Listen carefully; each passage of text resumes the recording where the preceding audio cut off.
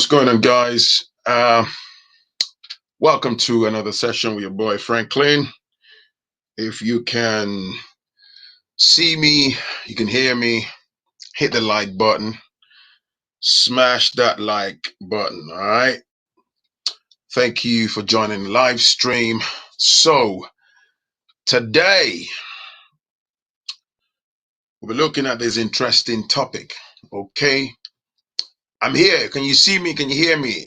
Smash the like button. If you're watching this as a playback, welcome to Story Time. This is a segment where I talk about stories sent to me by the viewers, and sometimes it might just be me taking initiative, all right? So, what's up?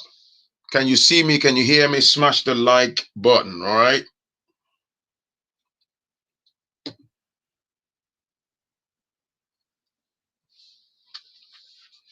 Welcome to Storytime. Common Sense Sisters, right? Hit the like button, share the video, right?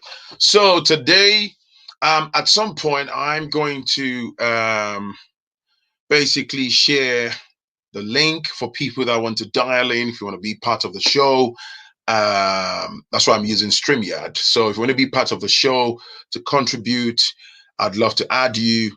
At some point, I am going to, about 4:45 p.m., I'm going to bring on, somebody's going to join us. First of all, she's called Shimronde Lawrence. She's the mom of Chadwin Lawrence. She's a young black man, young boy who has a book out, and they will come talk about their book. I'd like you to support them. All right. So I thought I'd let you guys know in advance. They should join us. They're based in the United States. So they will come on here and talk about the book. And please, wonderful people, support them. All right. Support the young man himself. You know, is a young kid, Chadwin Lawrence, and he's written a book at a very tender age. I think this is brilliant. This is remarkable, and we should support this within the Black community.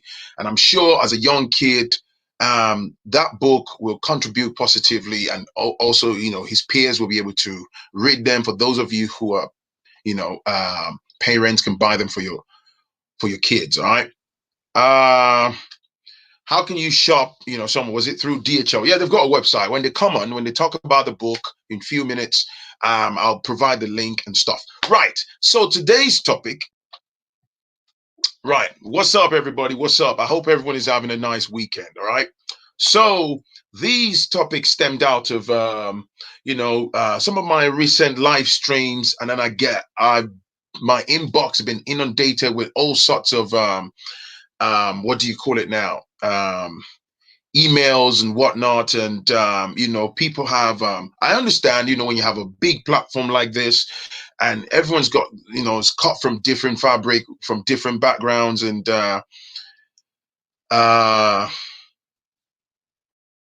no, sorry, I think I made a mistake. I'm not talking about shipping someone. I'm talking about shipping the book. A book, not shipping anybody. I said if you want to buy the book, so I thought someone was asking me about, can they ship it via DHL? You can buy the book and it gets shipped to you wherever you are. Does that make sense? No human being is being shipped. Oh, sorry. You're talking about the title of the video. My bad. Sorry, I'm going ahead of myself here. Right. Okay, yeah, of course. Somebody sent me an email, actually.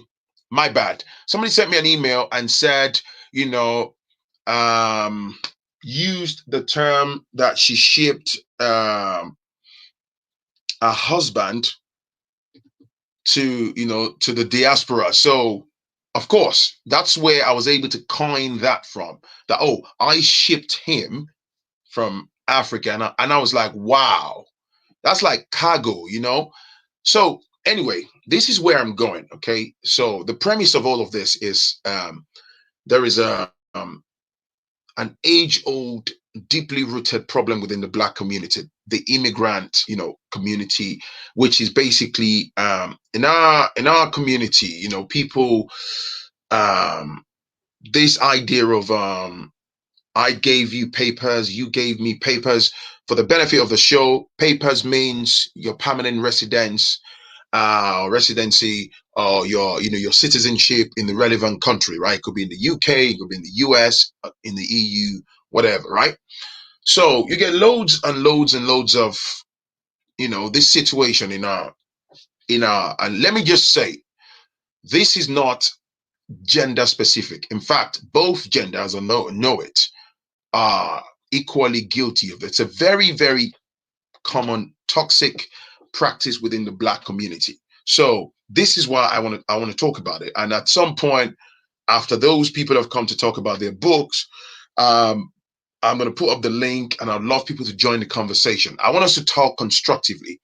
So now, these persons sent me an email and said, "Oh, Phrankleen, I shipped my husband from Africa, to the diaspora, and we got married, blah blah blah blah, and then the idea of I gave him two children. I gave him two children, and then I think things ended acrimoniously and stuff. The whole marriage thing went sideways for them, and then of course when things get really toxic. But before then, the build up to the separation, everything she was hammering on in the email is, oh, I gave him his papers. So I think when he got here, whatever arguments they were having within the confines of their relationship, she would always allude to the fact that, oh, I brought you from Africa, I shipped you abroad, I got you your papers and all that stuff.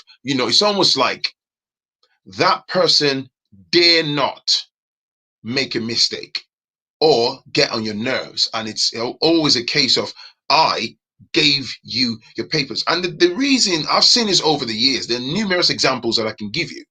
The reason it worries me is it's a very toxic behavior that has eaten deeply into the fabric of the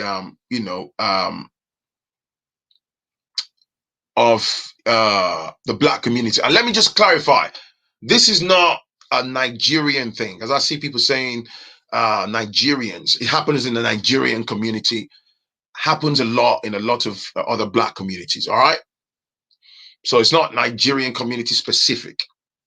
Now, the problem here is we use these things to traumatize ourselves and destroy ourselves. And I've seen a plethora of these occurrences over the years by living abroad, whereby it could be a man who decided travel to the motherland and decided to bring his wife.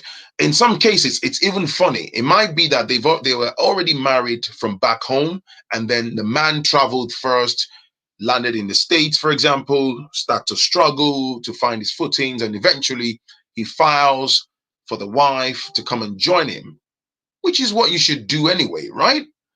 And then the wife comes and join him, and maybe the children, if they've got any children from back home. And then as soon as she gets to the States, some men, and I say some, weaponize this and use this as a control mechanism. Like, I brought you, you do as you're told. In fact, in extreme cases, I've heard stories of men pretty much controlling the wages of their spouses, right? Like, I, yeah, when she gets paid her salary, you want to control, and that in itself is another form of slavery. And you basically want to be in charge of her money, and then when there is too much pushing that spouse into the tight corner, and then they realize that they can make the best use of the rules and regulations in the West, and they turn against you, and then we get these argument about, oh, I brought her, I shipped her in, I brought her from Africa, I filed for her, I gave her indefinite leave to remain, I gave her her green card, I gave these, I gave her a citizenship. These whole, I gave her, I gave him papers is usually used to chain, it's an attempt to chain or tame the other partner, and it's like a dark, it then becomes a dark cloud that hangs over their head. It's like they've got to remain pretty much emotionally be on their knees for the rest of their lives. And um, the question is, why do we do this? I see this a lot in our community. Look, it's even so bad. And before you say, I understand the reason why, of course, as immigrants, there will always be the issues of people trying to sort out their status, because you have a huge number of people who have come, maybe gone abroad illegally, or those that are even traveled legally. But at some point, you have to adjust your status in order to become a permanent resident of whatever country. So I understand that. But why is it that we are so fixated on this that people go above and beyond? They use this as an emotional blackmail. Remember, I talk a lot in my videos about how within the black community we don't have love, we don't have togetherness. If you can hear me, you can see me, smash the like button, please. Smash that like button. We don't have togetherness. And even amongst ourselves within our community, the moment you're sat down or you're standing somewhere and people tend to know a bit of your background, like, oh, such and such hasn't got papers, or he's illegal, or they've got pending application with the immigration department, they haven't got any papers and stuff. People instantaneously profile you, they belittle you. It doesn't matter how educated or how articulate or smart you are. If you're in a gathering, it might be a church or whatever you find yourself in the black community, the moment people know that you haven't got papers, right? They instantaneously belittle you. They believe, even people you have zero history with, as soon as they know your background, they believe they have the right to walk all over you. You can't laugh too loud. You dare not express yourself or say no to an ill treatment. Oh, they will let you know that you're a nobody in this society. And God forbid that you get in arguments with certain people. People get so vindictive, people get so satanic, so evil, that they will wield it in your face and let you have it and say, listen, if you go beyond your bounds, and in the worst case scenario, they'll be the ones to actually snitch on you and point in your direction by calling up on the immigration, get you busted and get you removed. The question I ask is, what kind of buzz do you get from this? What kind of benefits does this serve the wider black community? Do you get what I'm saying? And I take it back to what I was saying, the issue of couples. There is gazillion stories out there where people cannot simply find a couple. Look, relationship as it is, right? It's not a joke. Whether you're married or you're dating someone, it's an amalgamation of two individuals with completely different backgrounds. You have your set of habits, beliefs, and all that stuff, and you are basically trying to find a common ground and stuff. So you would always have the occasional friction here and there. Of course, there might be serious matters that prop up, maybe around finance, around infidelity, violence, or things like that, that may come up in certain relationships. I get that. But it's always a case of, I gave you your papers, I made you this. Now, the other day when I had the live stream, I was, talking about these. I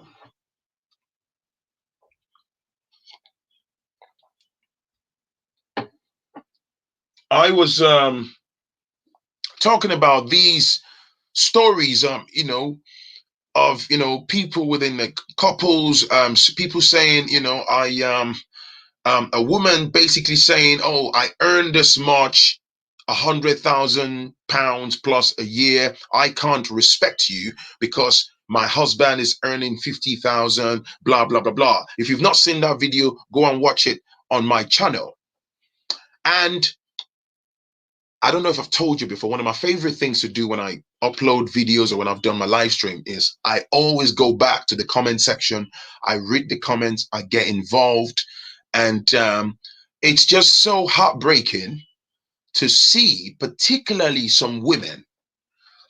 You read these very toxic comments that are deeply rooted in misandry, and when they say stuff like, "Oh, The man should be grateful that the woman brought him from Africa to England. Wow. Oh, so he got here and he has the audacity, somebody said, to be comfortable. So he basically should be grateful to his wife. And if she's asking him to change lanes in terms of job and he doesn't listen, she needs to get rid of him. Do you see that very evil and toxic mentality? And these people, they defend these toxic narrative. They defend it laboriously. They defend it aggressively. Try to sell it to you as something, that makes sense. It's as it's so bad that in our community.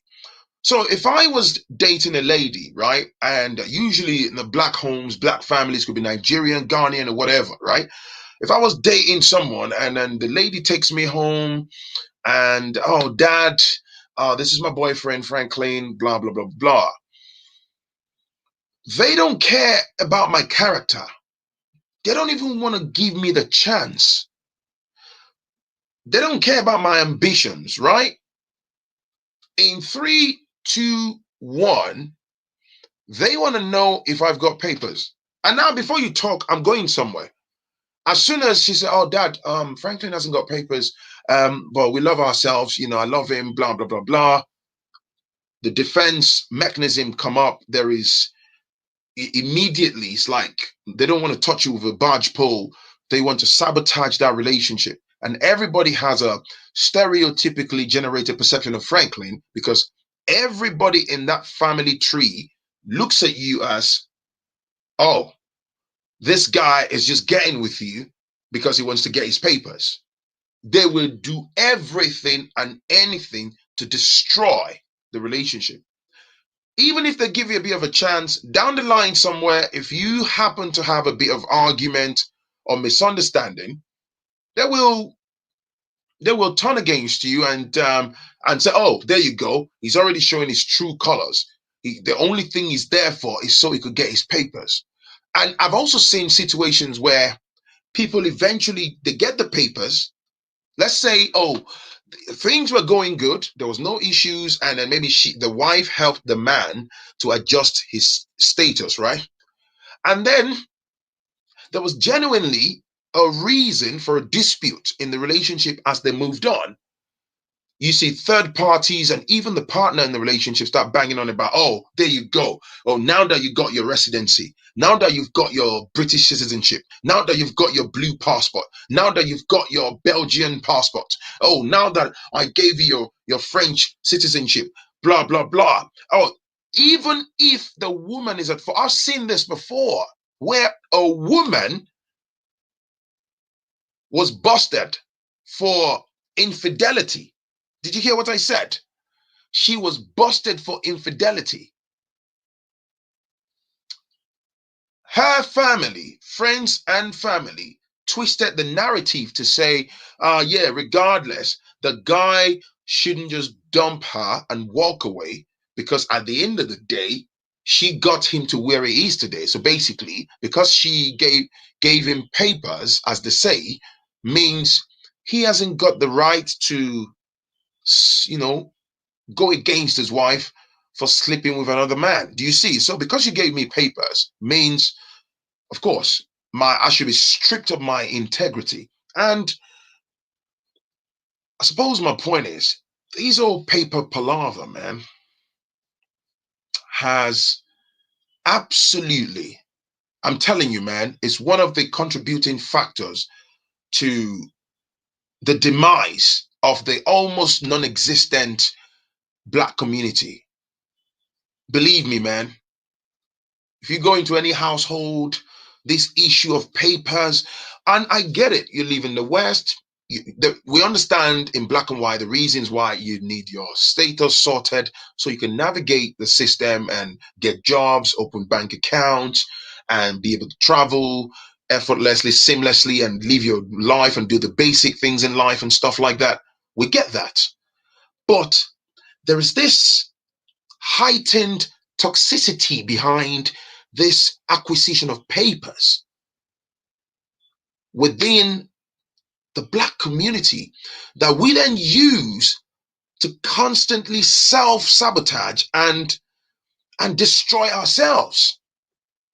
I'm telling you, man, I have seen a couple that they they had a major misunderstanding.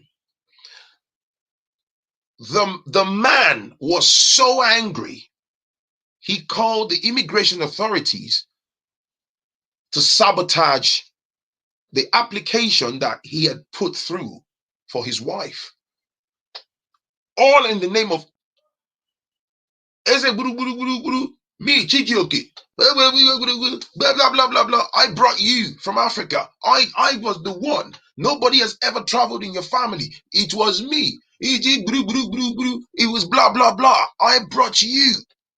And he destroyed the application. Now, this may be non-related. Everybody begged him, they pled with him, slow down. Please, don't do this. He destroyed it, right? To leave that woman hanging, right? 9 months down the line, the brother suffered a major stroke. Even his own family members, right? They turned their backs on him because when you're living abroad, you suffer stroke. You're going to need, depending on how severe that is, you probably will be needing 24/7 medical attention and care and stuff. Friends and family turned their backs. Guess who came back to take care of him? I'm telling you, true story. Guess who came back to sit by the bedside to take care of him?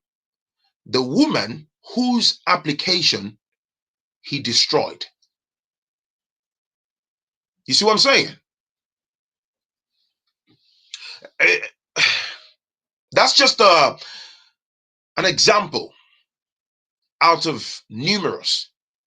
I do not understand these. It's like this. We're talking about, we're immigrants in all these Western countries, right? It's their documents, it's their papers, it's their citizenship that we benefit from. It's around the laws in their countries.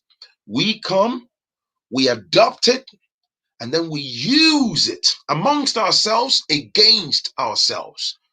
We turn this paper thing, this documentation thing. And I know some people are watching this and they're going to be like, Phrankleen, slow down a little bit, bro. There are cases of people who are kind-hearted, who have filed for people. And maybe, for example, a woman filed for a man. And then he got the papers and then he dumped her. I'm aware of those stories. And then he goes and picks some side piece, and the woman that helped him becomes vindictive, grows horns, and goes out like a three-headed dragon and decides to pay him back. You know what? I can understand, man. Or you met someone who led you on and you thought they were single, and you fell in love. You thought, oh, I don't mind, as long as you're a good man, you're a man with vision. Doesn't matter if you are doing a cleaning job and emptying beans for a living at the moment. It's okay. I'll file for you to help you find your footings, and hopefully you can then progress to do the things you want to do, right? That's fine. And then after filing for the man, he gets his green card or his permanent residency, whichever country, and then you realize that the geezer had been lying to you. You find out that he actually has a wife back in Nigeria or Ghana, and he's got about 3 children. So all of that was basically was you being treated like a mug. He's taking advantage of you monetarily, emotionally, status-wise, to cater to his selfish interest, and you go out after that man like a three-headed dragon to destroy that. You know what? Yeah, I can't say no to that, because I can't say no to that. I can actually see that. People do that. There is extensive. Maybe that's where a lot of people have, I can understand people that have actually directly been involved in such toxic treatment by maybe a man or a woman. And if they become, they put their guards up, and they become the closed minded for those reasons. I can understand that. It's a form of trauma. But people who have not even been in those situations, you adopt this baggage of evilness, and then we start using it amongst ourselves. A brother sent me an email, said he was living his life normally in Nigeria. Normally, the guy was existing. He said he wasn't even thinking about traveling out. Then some uncle said, "Oh, dude, man, you're getting a little older. There's this lady from the UK." He said at first he was like, sorry, from the US, like, "I'm not, so sure about distant relationships." She said, "No, no, no, no, no. She's all right. This. Get to meet her. You know, they introduced both parties, and he said he had a small scale poultry business back home, and he was also running a small catfish business. He said when he got to know her, "Oh, blah, blah, blah. Nice to meet you. Da, da, da, da. This is what I do for a living. I run a small poultry business. I run a catfish, business." And she's like, "Oh, wow. This is lovely. This is, one thing led to another." She could see that the the brother was in his own path, was doing pretty well for himself, right? Watch this. The brother already bought a piece of land at the time, was working on a 3-bedroom bungalow, not too, maybe that far up from the ground level, doing well for himself, yeah? This lady lives in the States, she has businesses, she's all right. One thing led to another. Brother slipped into a sugar walls, and then they started the relationship from there. And eventually, thank you, Gregory, man. I appreciate you, bro. So eventually, they, she went back to the States. They did the procedures. She filed for him, spousal visa, took him to the States. When the brother got to America, so basically, he had to get rid of the catfish business. Big mistake. Got rid of the catfish business, but of course, because he's no longer on ground, sold the poultry, sold the partly built bungalow, took all the money with him to the States. Now, did you hear what I said? The brother was doing well, because anybody that knows what I'm saying, you got a catfish business, you got a poultry. If it's a small scale, you work towards it, you can easily grow that business over time and be a multi-millionaire, right? But he sold all of those, took the money with him to the States. Of course, he's got a woman now. He's got the sugar walls to take care of. It's understandable, right? So as things went on, then when they got to the state, wife wanted him to, okay, fine. This is America. This is America. You got to find, a grind on the side. Thank you, Mr. Pirate Brain, my brother. Love you, man. And this is what do you call it now, man? This is America. You got to have a grind. Bills are high. Blah blah blah blah. And then the pressure starts to build. And then the brother said, "Okay, fine. Let me find something to do." But the bill of money that I brought, he handed the money. Watch this. He handed the money to his wife. But you can understand that money goes towards bills. This is forex. This is dollars. It goes quickly, right? All the money that he brought, they spent it, and then he was struggling to get into the job market.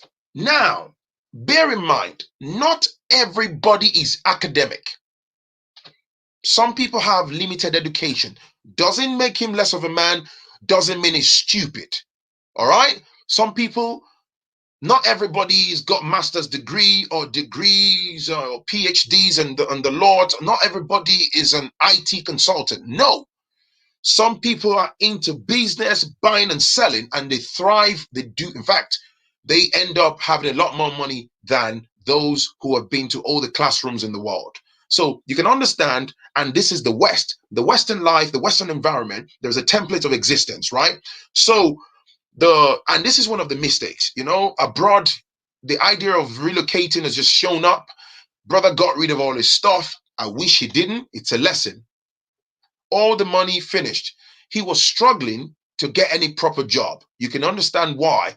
There isn't any much of an academic background, right, to actually build upon.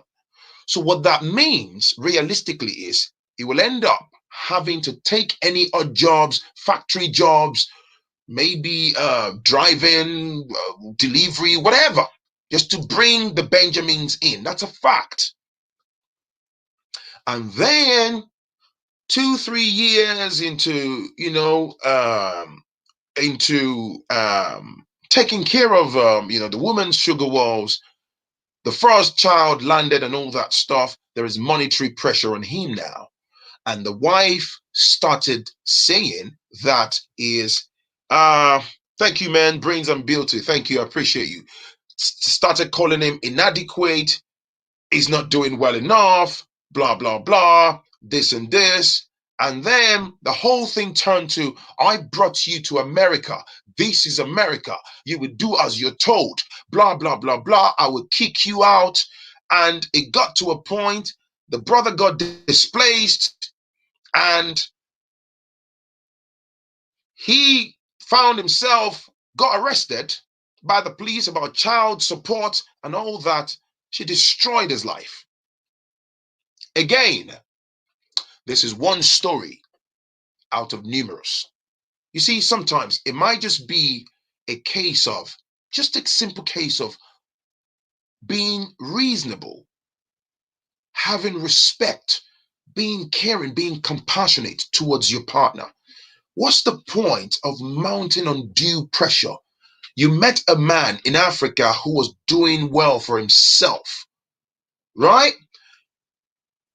You shipped him to the States. You filed for him. Great. Then you started calling him inadequate. You weaponized it against him, got you pregnant, had the child, you kicked him out. Thank you, Doris. Thank you for the super chat. Thank you. I appreciate you. You used that against him to destroy his life.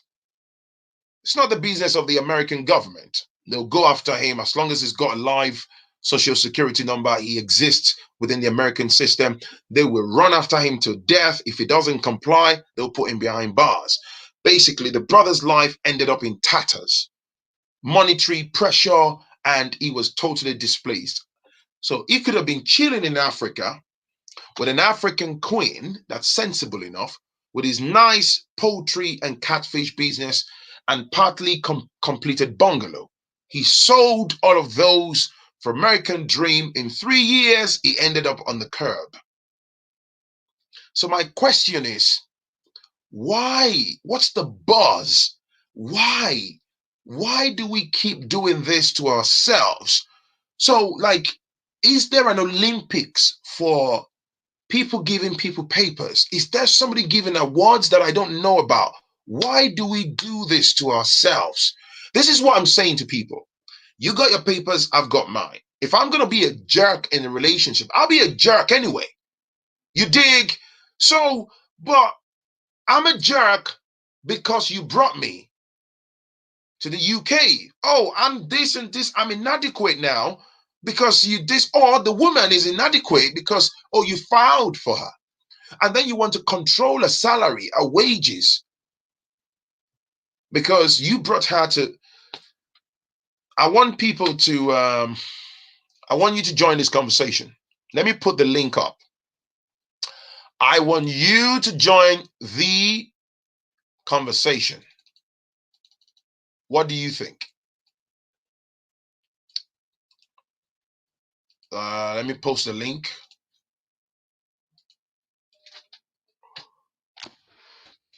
Yeah, hold on. That's the link. It's okay, man. Let people dislike if they want to dislike. That's not a problem. It's a very common practice on YouTube. Don't worry about the dislike, man. Maybe somebody doesn't like what I'm saying. That's the link. Join the conversation, please. I want to hear from you guys. All right. Please smash the like button. Smash the like button. All right. Why do we do this? Why is the fact that you got citizenship or you got permanent residence, why is it so much of a big deal within the black community? Oi, they're here eventually. Hold on, let me bring my people up first.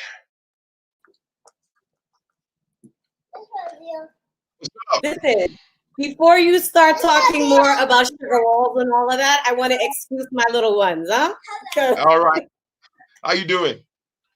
Happy Nigerian Independence Day. Come here. Hey, how you doing? You all right? Yes. So, can you hear me?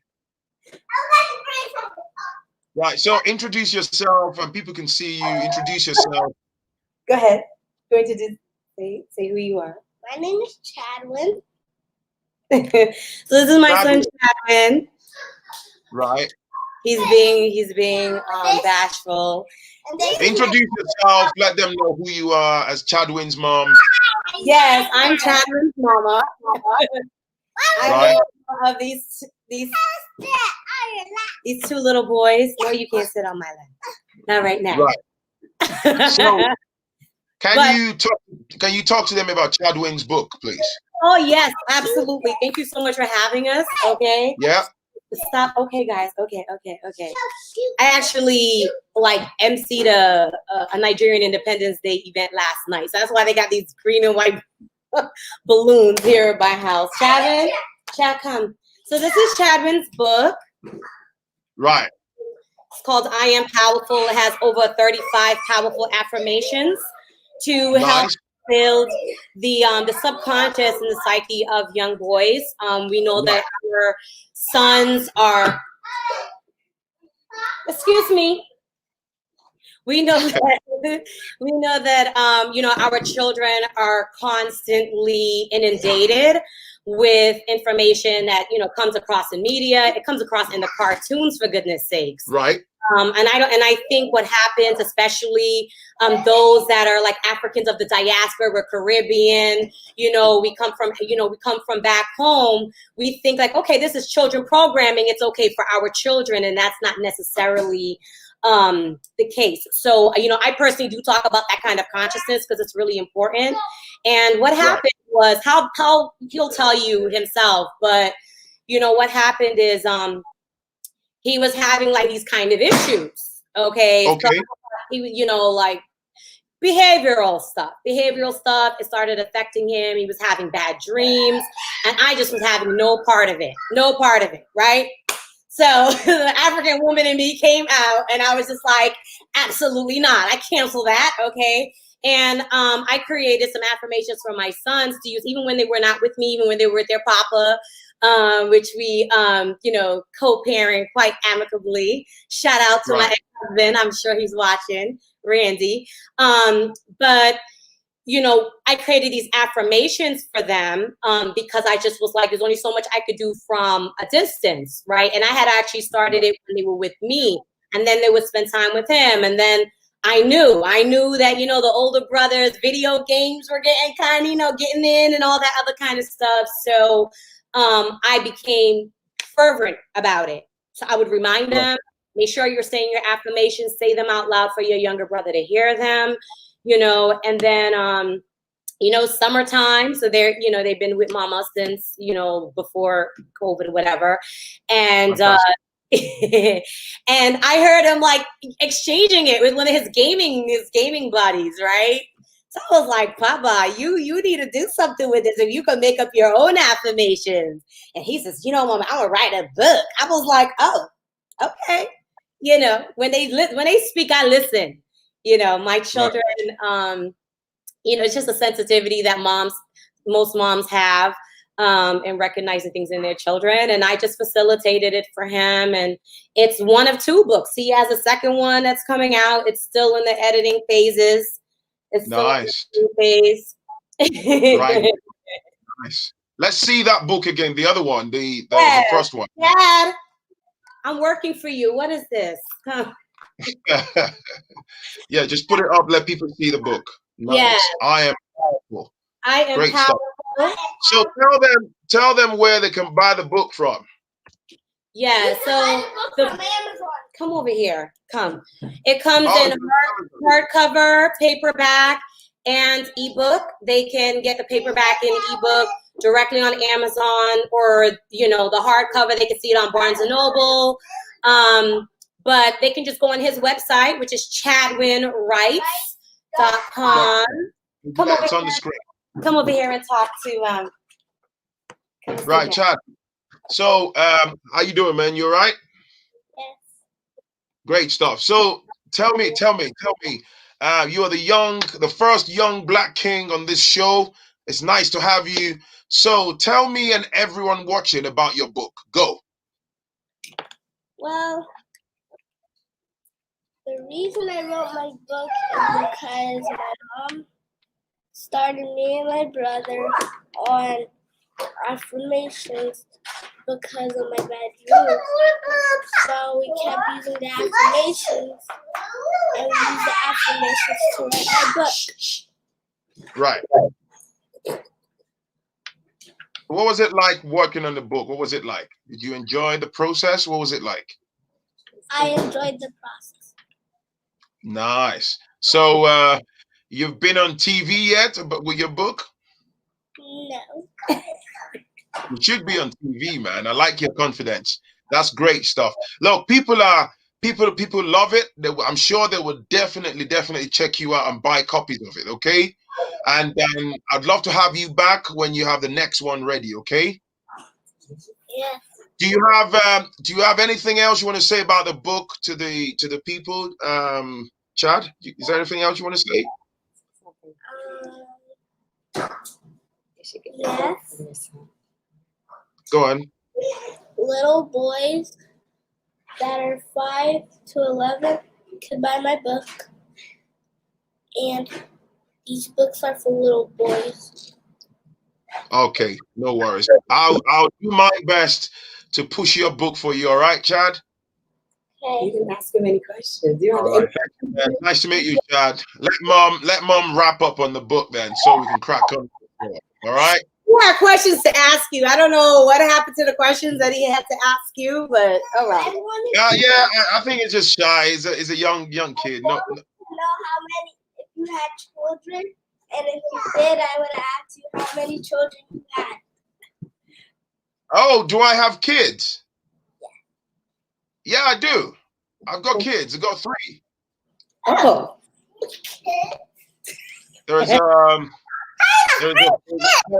I've got 3. There is 14-year-old, a 10-year-old, and a 9-year-old. You're older than me. I'm only 7. Right? I'm only. How old are you? He said they're all older than him. He's only 7.5.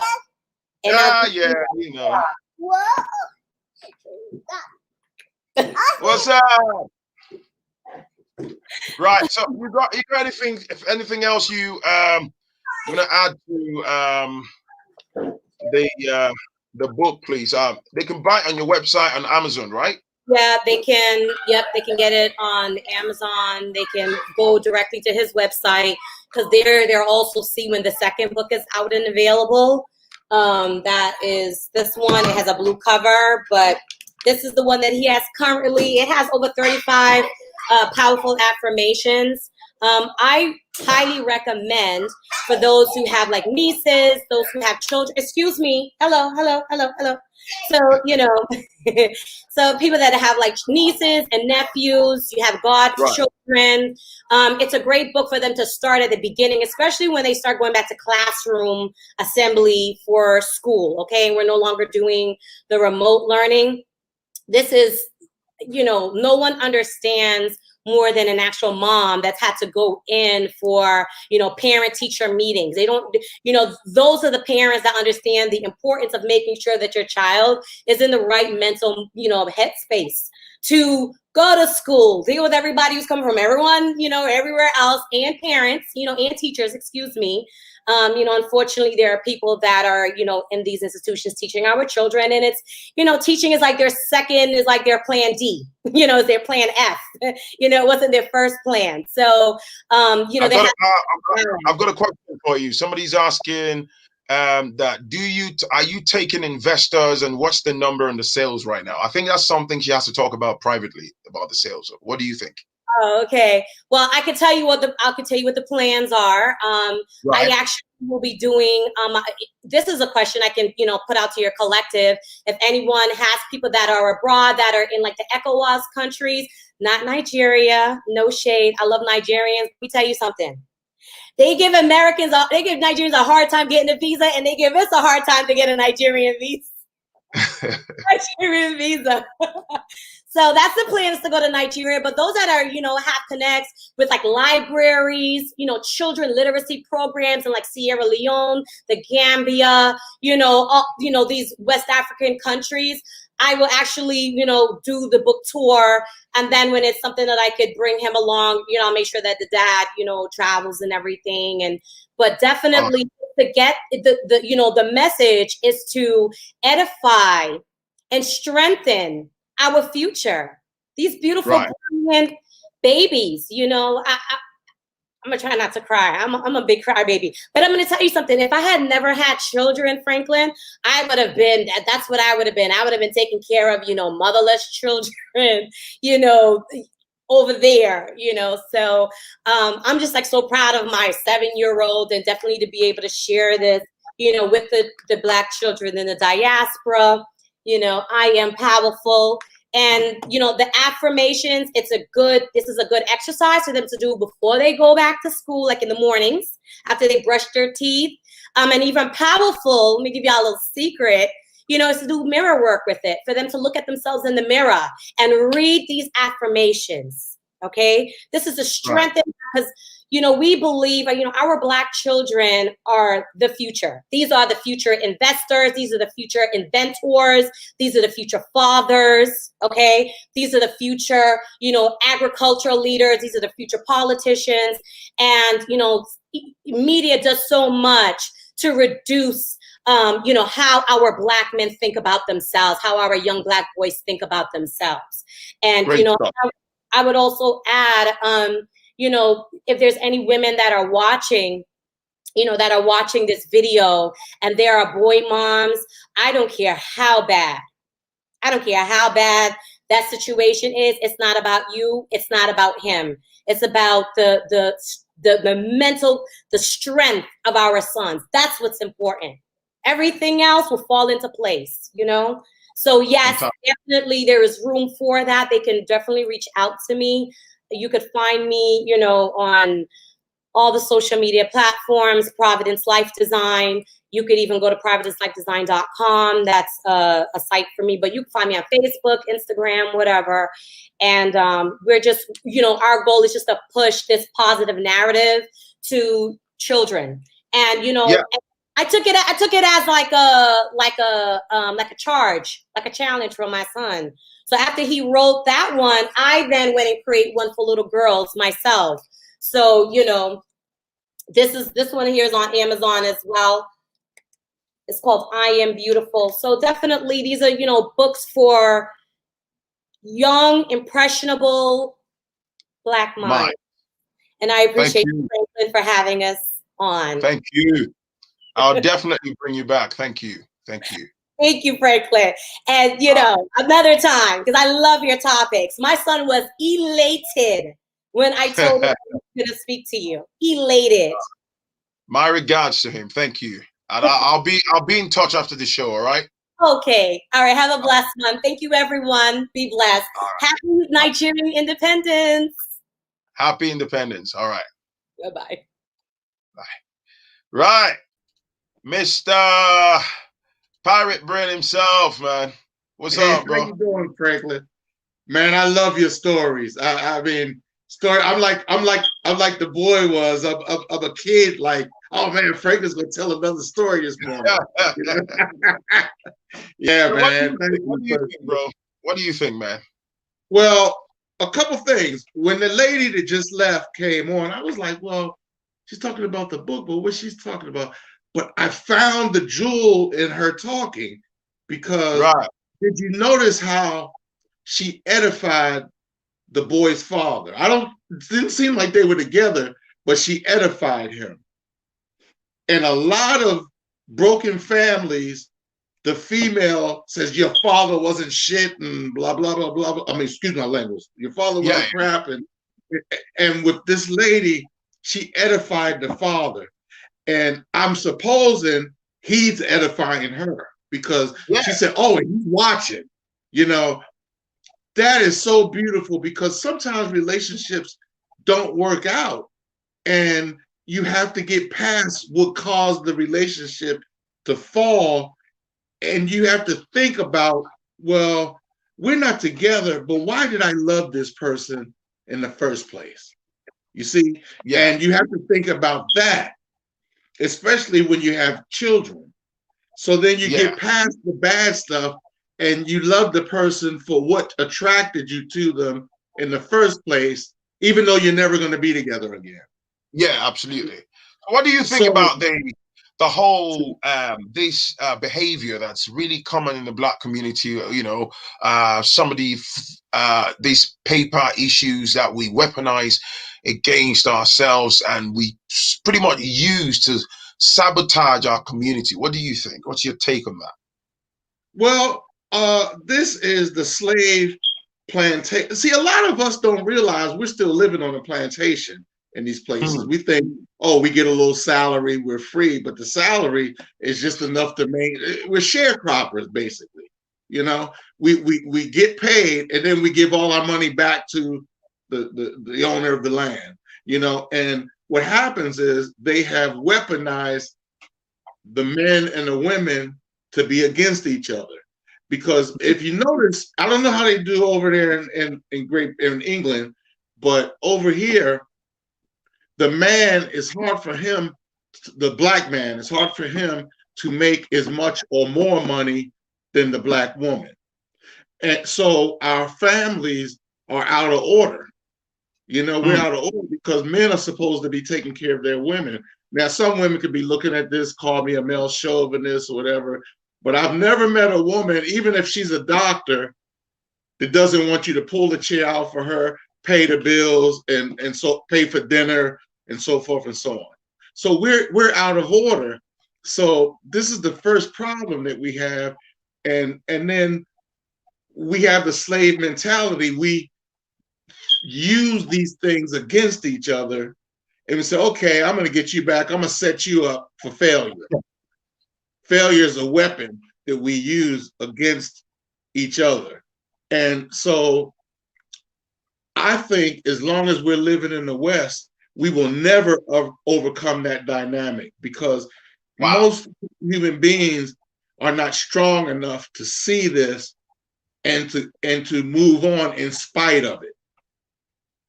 You see what I'm saying? Because Black folks, whenever there's a problem in the country, like we're going through over here in the US now, we're the first to get fired, we're the last to get hired, and the Black men are the first to get fired. Hmm. So we're there and our wives are taking care of us. And then after a month or two of not finding jobs, we become the no good for nothing person. You know, So it's you're just saying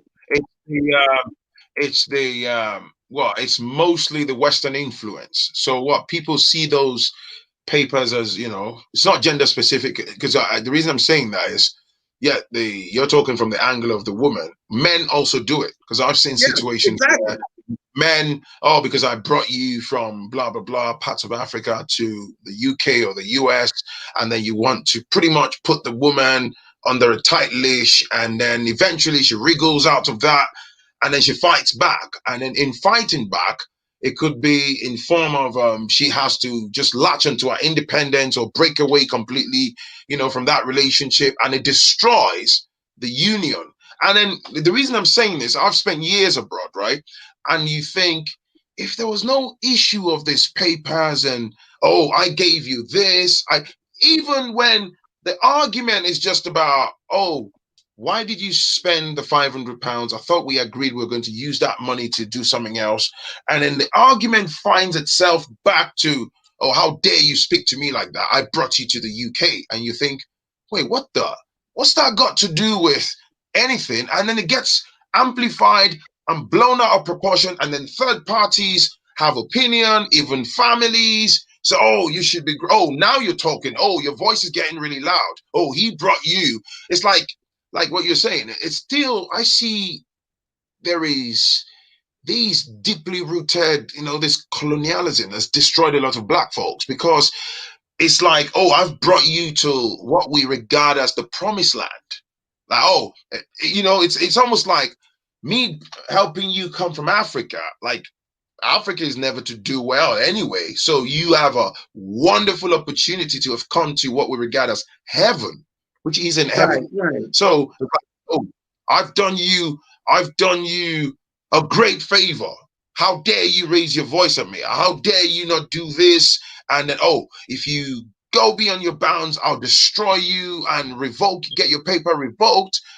So much atrocities. And I just don't know why we do that to ourselves. It's the plantation mentality. We have that mentality that's really been bred into us.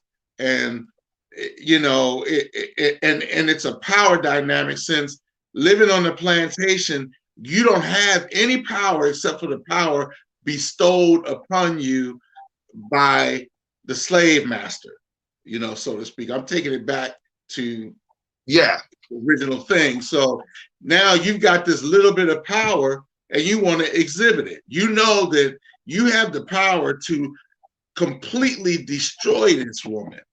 And especially, and I said it from the point of view of a man looking at a woman, but look from a woman looking to a man. In America, the woman has all of the power normally. I mean, she go to divorce court, she's going to get what she wants out of divorce court. Go to family court, she's going to get exactly what she wants, and you're going to pay for it. Okay. But now you've got this woman that you got from Africa. She doesn't have any of that power, and you take advantage of it, which is terrible. Now you can't go to divorce court. Because if you go to divorce court while you're in the middle of getting your residency or your citizenship, I can pull the rug from under your feet. You can't go to child support, to child court, because I'm an American citizen. I'll get the children if there are any. So, as a terrible man, you do this to this woman, and this is what happened. So you had a good woman, but because you were selfish, you destroy her and and that's kind of how your story was. You were saying, yeah, they got in a fight, but at the end of the day, she came back and she sat with him and helped him. Kind of like in The Diary of a Mad Black Woman, I don't know if you saw that movie, but the guy had a stroke. Yeah. So, you take care of she took care of him, and this is the thing that we're destroyed over here. I think that the only way we can be healthy is to go back home and live in order, because we're out of order here. So basically it's the Western influence. Thank you, bro. I appreciate it. We're not meant to be in this environment. We think we are because we've never seen nothing else. So I was talking to somebody earlier today that was telling me, the hardest thing is getting on the plane. I've lived outside of the country before, so I remember the fear when I knew I was going to move to South America. I lived in Argentina, and I remember that fear man, I'm leaving everything I know and this and that. And then I talked to this psychiatrist and he said, so what are you leaving? And then I stopped to think, I didn't own any business. I was making close to minimum wage.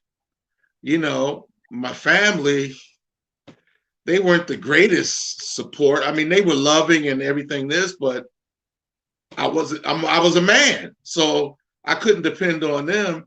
I wasn't leaving anything. Mm. And then I had to remember when I got there, I had these behaviors and I was like, man, these people are like this.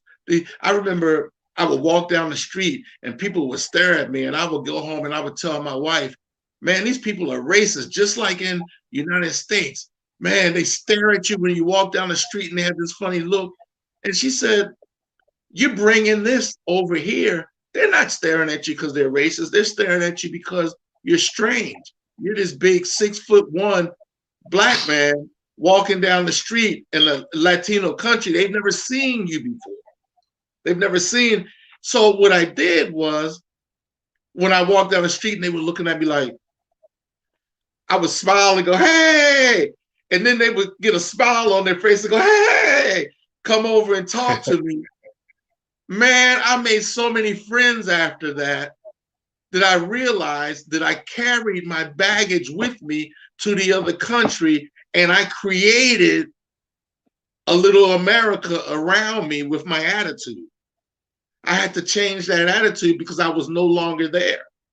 And the reason why I'm saying this is because a lot of us are moving to the continent and we're bringing our baggage from the diaspora to the continent. And you see it in some channels, people bullying people on their channels and acting a certain way, and they're not in the United States anymore. You know, and you're like, man, you got to leave that home because you're free. So it's pretty much the idea. It's pretty much the idea of like somebody said, both parties unfortunately see it's this problem. It's the mental conditioning that we see the West as heaven. And like you say, we weaponize that against ourselves because I'm telling you, man, I've personally observed this for years, and I'm sure many people know this. These whole papers, status, citizenship thing is so big in our community. Like, you cannot be in the room packed full of Black folks in our community here, and the moment somebody says, hey man, that guy's he's illegal or hasn't got his papers and stuff, you are instantaneously undermined. Exactly. You know, God forbid you get an argument with someone or you stepped in someone's shoes. They want you to know that you're a nobody. I've seen people that got in an argument at a house party, which is an argument over a plate of food. I'll get my food myself. No, I'm the guy in charge of the food. No, you don't tell me what to do. Just some nonsense, right? And then people were like, hey, calm down, chill out, and all that stuff. And then out of nowhere, the guy behind the table was like, how dare you, man? Listen, if you go beyond your bounds, I'll get immigration to remove you tonight. And everything ground to a halt, like, whoa. You know, and you could see the panic in the face of the other guy. He had to abandon the food and run out.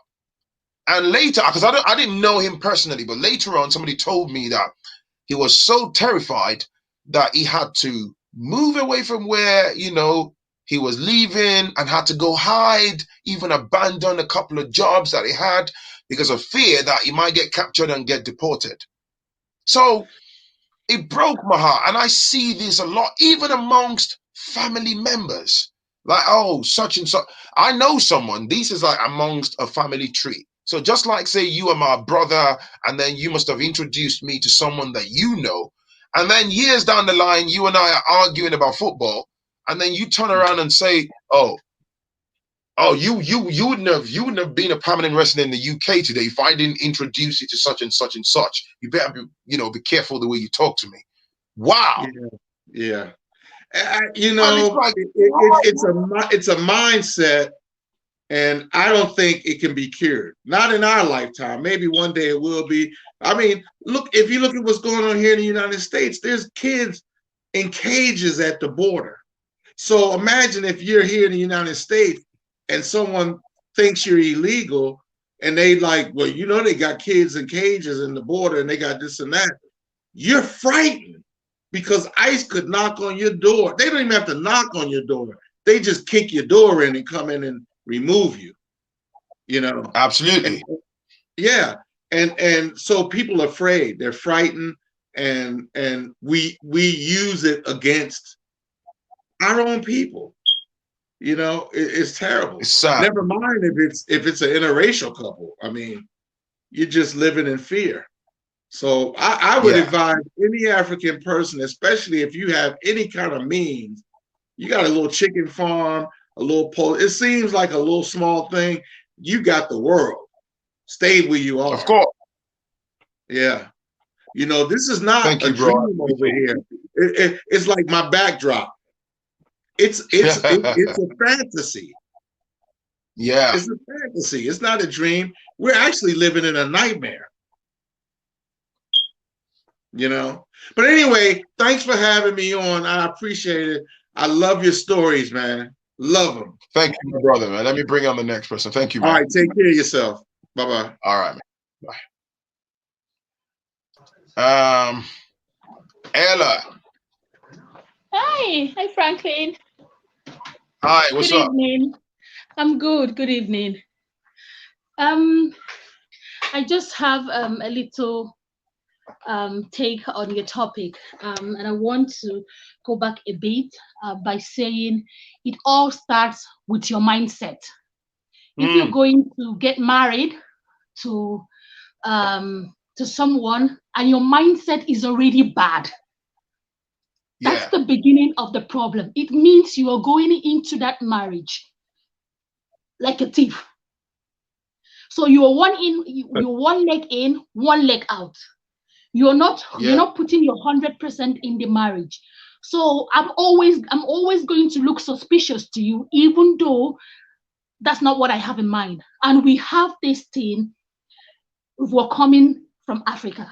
We already had stories, so many stories while in Nigeria. And the mistake that most people make, especially the men, is that if you're leaving the UK or the US and you're going to Africa to get a wife, you don't know what she's had. And you don't know her mindset. So if you're going to Africa to get a wife that you're going to subdue, you don't know if she's coming prepared already for you. And if you're a woman, you're going to Nigeria to go ship a husband for yourself. Sorry, you might just get a bad cargo. So it all starts with what we have in mind. Most people that really have in mind to get great love end up being disappointed. So because of this dubious character that we have, I'm very sorry to say it, like about 70 or 60% of us have that. Yeah. Even though we are the most religious, God-calling, self-righteous, holier than thou set of people that I have ever met, myself included, we have this tint of blackness in us that goes very, very deep within. We see it everywhere, in churches, in businesses, everybody's looking for a way to rip you off. Yeah. So if sometimes is what you give, what you give is basically what you get. I'm very sorry to say, our mindset is bad. And we are not ready to have this conversation at all. That's why I'm having this conversation. Sorry, you were saying? I said that's why I'm bringing up this conversation, because we need to have this conversation. Oh, Phrankleen, believe me, if we are being frank with ourselves, we are not ready to. So we have to start from the roots: mindset, religion, backgrounds, how we raise our boys and girls. Because we raise boys to basically believe they are kings. So they have this fragile ego that everything they do, everything you do, you practically just rub off that ego. You just break it a little and all hell is let loose. Girls are raised to guard marriage with their life. You basically protect your marriage with your life. There is no like the woman that was shouting out to her baby daddy, the one that the child wrote a book. We don't do that in Africa. We don't. I'm sorry. We don't shout out. We stay in there and die with that marriage. That's how we were raised to be. We pray and then we hope for the best. We don't actually work on our character.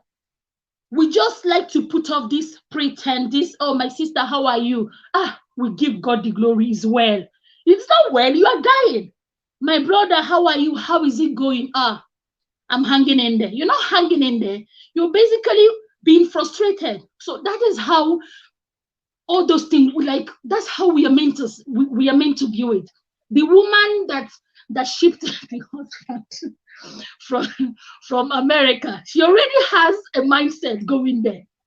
So what she was expecting was not what she saw, and what the man was expecting was not what he saw. Mindset and expectation. That's what kills us when we come abroad, especially when we come to a foreign land where everything is foreign, where a woman suddenly realizes her power. That's another thing. And where a man suddenly is like, oops, wait, I have to keep this in check. I have to check this. I have to keep this in check. That's where the clash comes in. You have clash of power, where a man is trying to retain his power that he thinks he has, that he has been raised up to believe he has, and a woman who suddenly wakes up to realize, wow, I got the power. That's where the problem comes in. And that's one conversation that we are not ready to have, because the Bible brings submission in and places a man on top. Culture places a man on top. Religion places a man on top. Tradition places a man on top. So when men come abroad, they find it very, very difficult to fit in, especially African men. And when women come abroad, especially the self-made women, you realize that they are very, very, very complicated at times to live with, especially if the person that the power got into her head. It's like a clash of where I'm coming from. I got no power, and I'm here. I got the power. And men coming from a place where they have all the power, and suddenly they are in a place where they realize, not so much. That has always been our problem, especially people that are coming from the African descent when we come abroad. And that's where we have these clashes. We always wanted to say, don't forget I gave you paper, because we want to keep the other person in check. Like, don't overstep your boundaries. I made you who you are. I made you this, I made you that. We even tell it to our children. I carried you for 9 months in my womb. We know that. But we always want to keep. This is why some. Do you think this is why some people would always advise, don't, because I hear that a lot. Don't bring partners from Africa. Don't bring a partner from Africa to overseas and stuff. But why is the case though? Why is that the case? Why? Again, mindset, frankly, because right, we believe it's like when I was about getting married, my husband got a lot of not to bring me abroad, right? Because I was educated and I was a typical Nigerian girl that is not coming from the village. I'm coming from township. So most people have already described me as someone that's going to leave. So it's been almost more than 10 years and running. The thing is, because I had a different mindset coming and he had like the same mindset, let's make it work. It's all about love. If I was coming to put him in my pockets believe me, we wouldn't be here today. Or if I'm coming and then I came to suddenly realize I had the power, that's another problem. And what you're saying, majority of the problem, I'm very, very sorry to say it, are the men's fault. Because it's the men.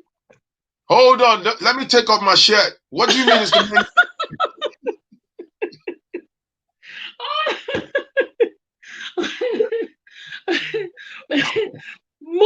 most marriages that disintegrate abroad, the fault is always that of the man. Because, again, power is intoxicating. If I have power, I wouldn't want to give it away easily. So if I, as a woman, am being raised to guard my marriage with my life, that follows me everywhere I go. It follows me practically everywhere. So if you meet a man that has been raised, a typical Nigerian man is raised that a woman cooks, clean, washes the dishes, take care of the house. But when you come abroad, sometimes it's not like that, especially when both parties work. And especially when both parties pay the bill. Sometimes you might not get a woman washing and cleaning for you.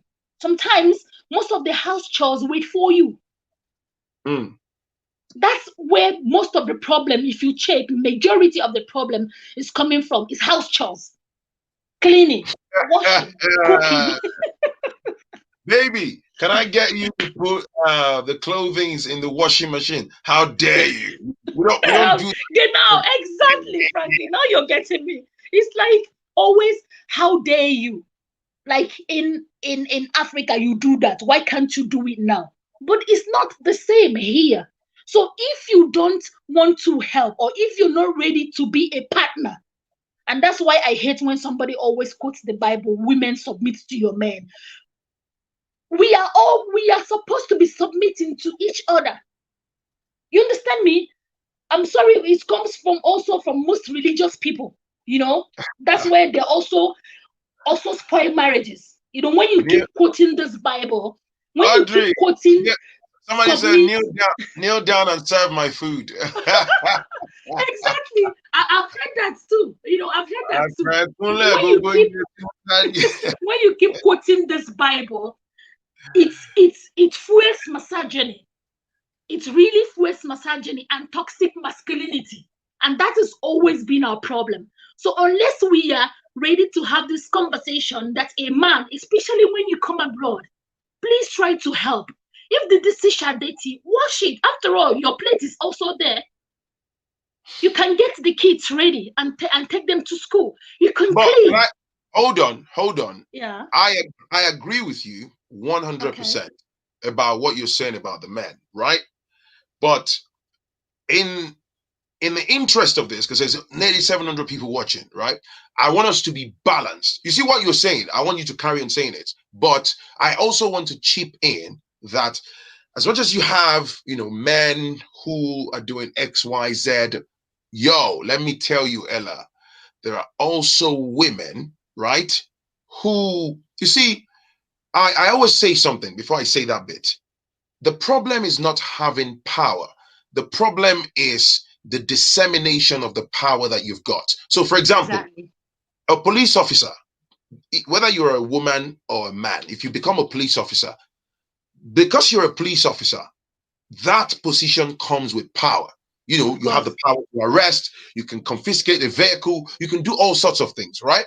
But just to see a police officer and just get terrified, it's not, that makes no sense.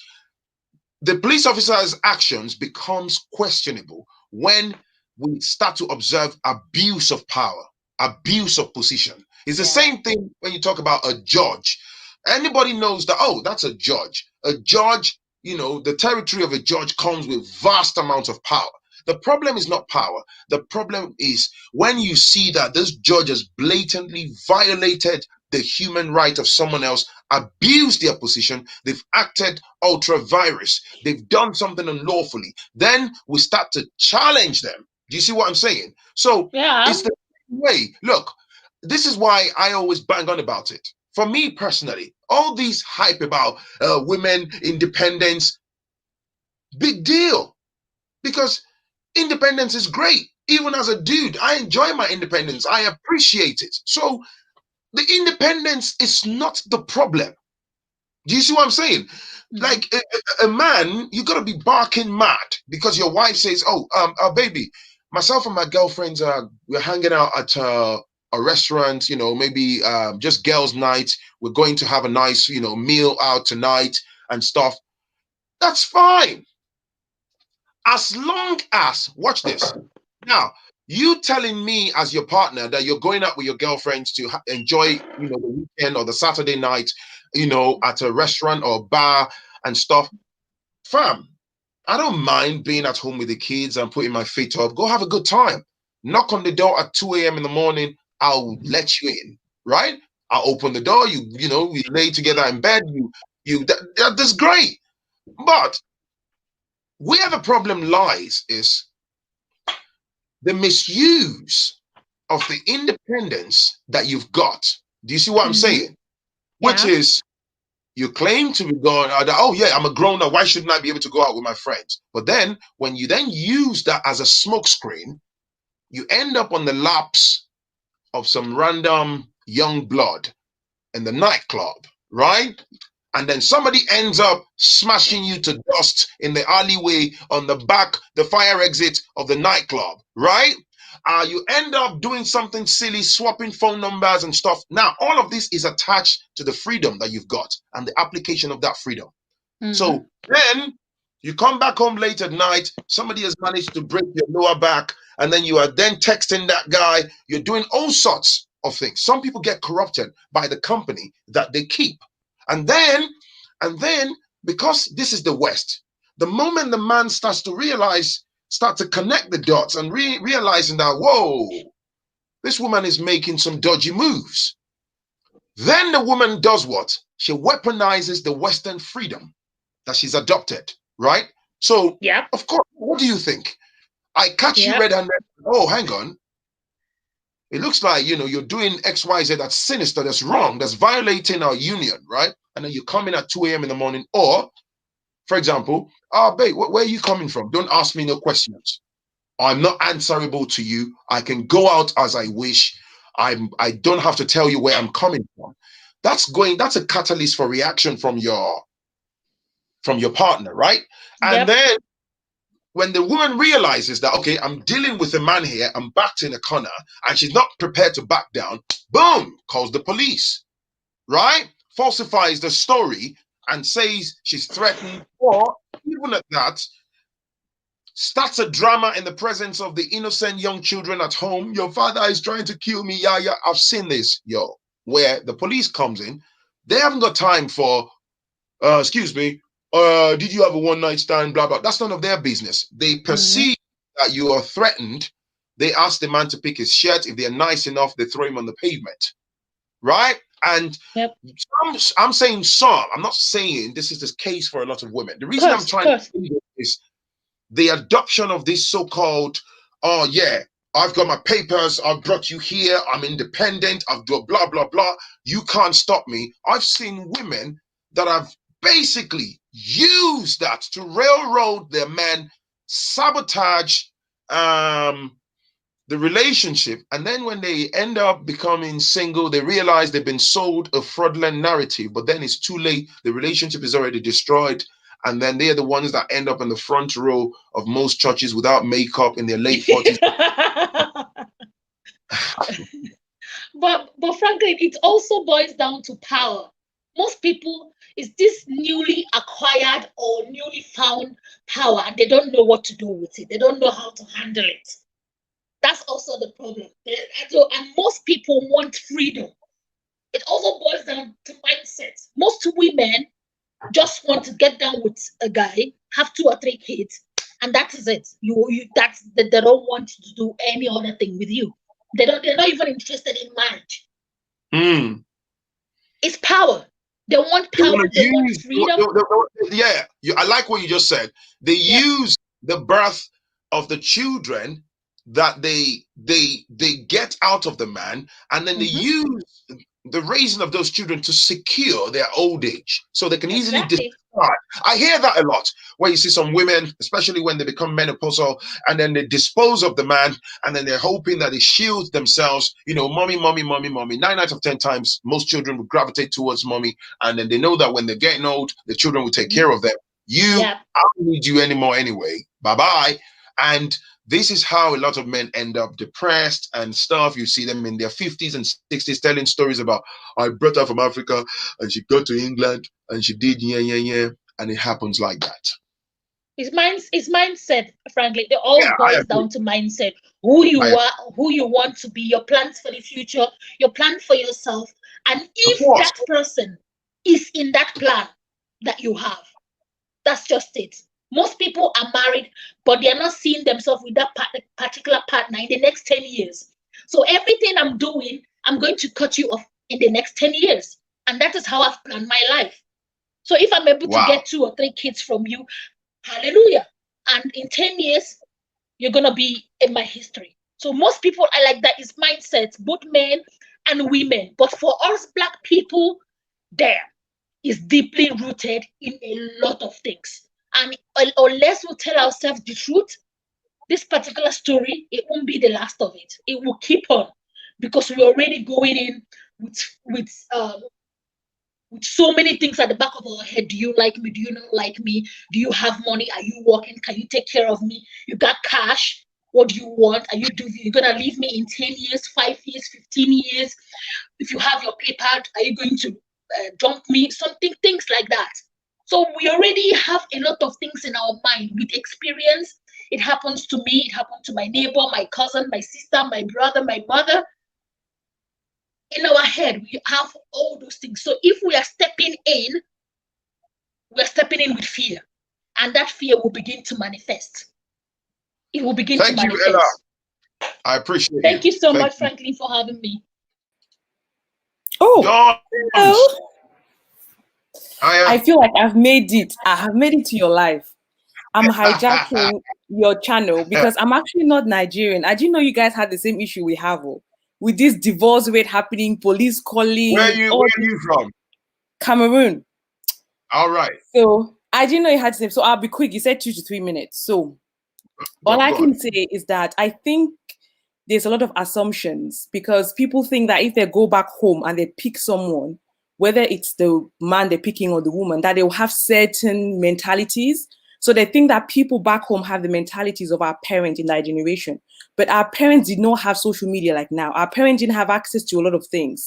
So the mentality was very formed purely by the culture, like heavily by the culture and also by religion.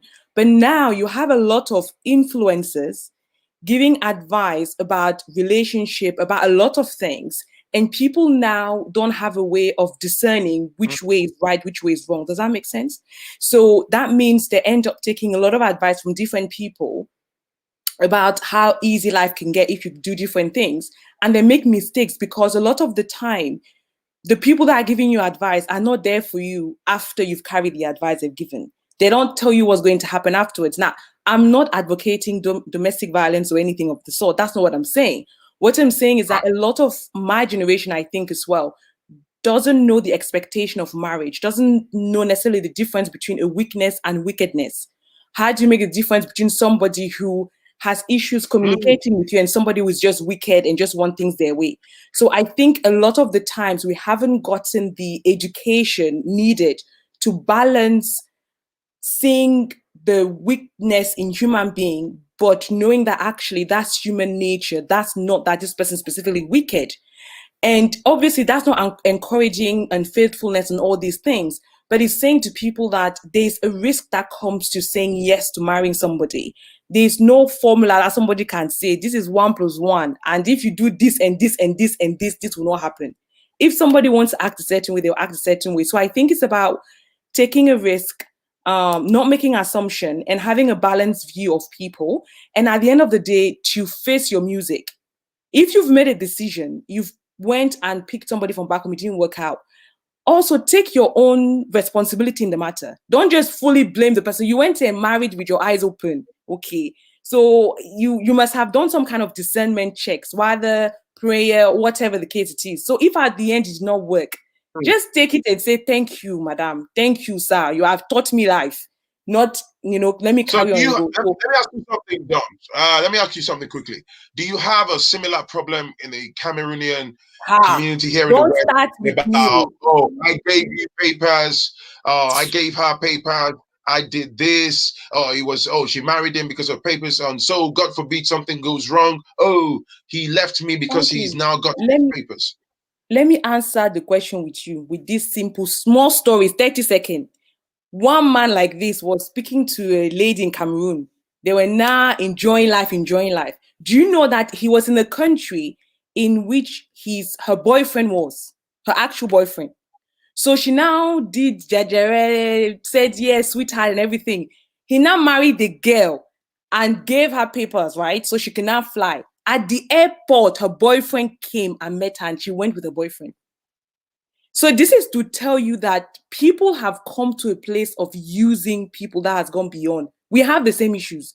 I think it's an African issue in the sense of, I just get shocked when I hear the story. In one way, I understand why some lady will be motivated saying, I want to leave back, I want to do this. But I'm also thinking that life will not stop after you get this paper. Something else will continue. Do you understand?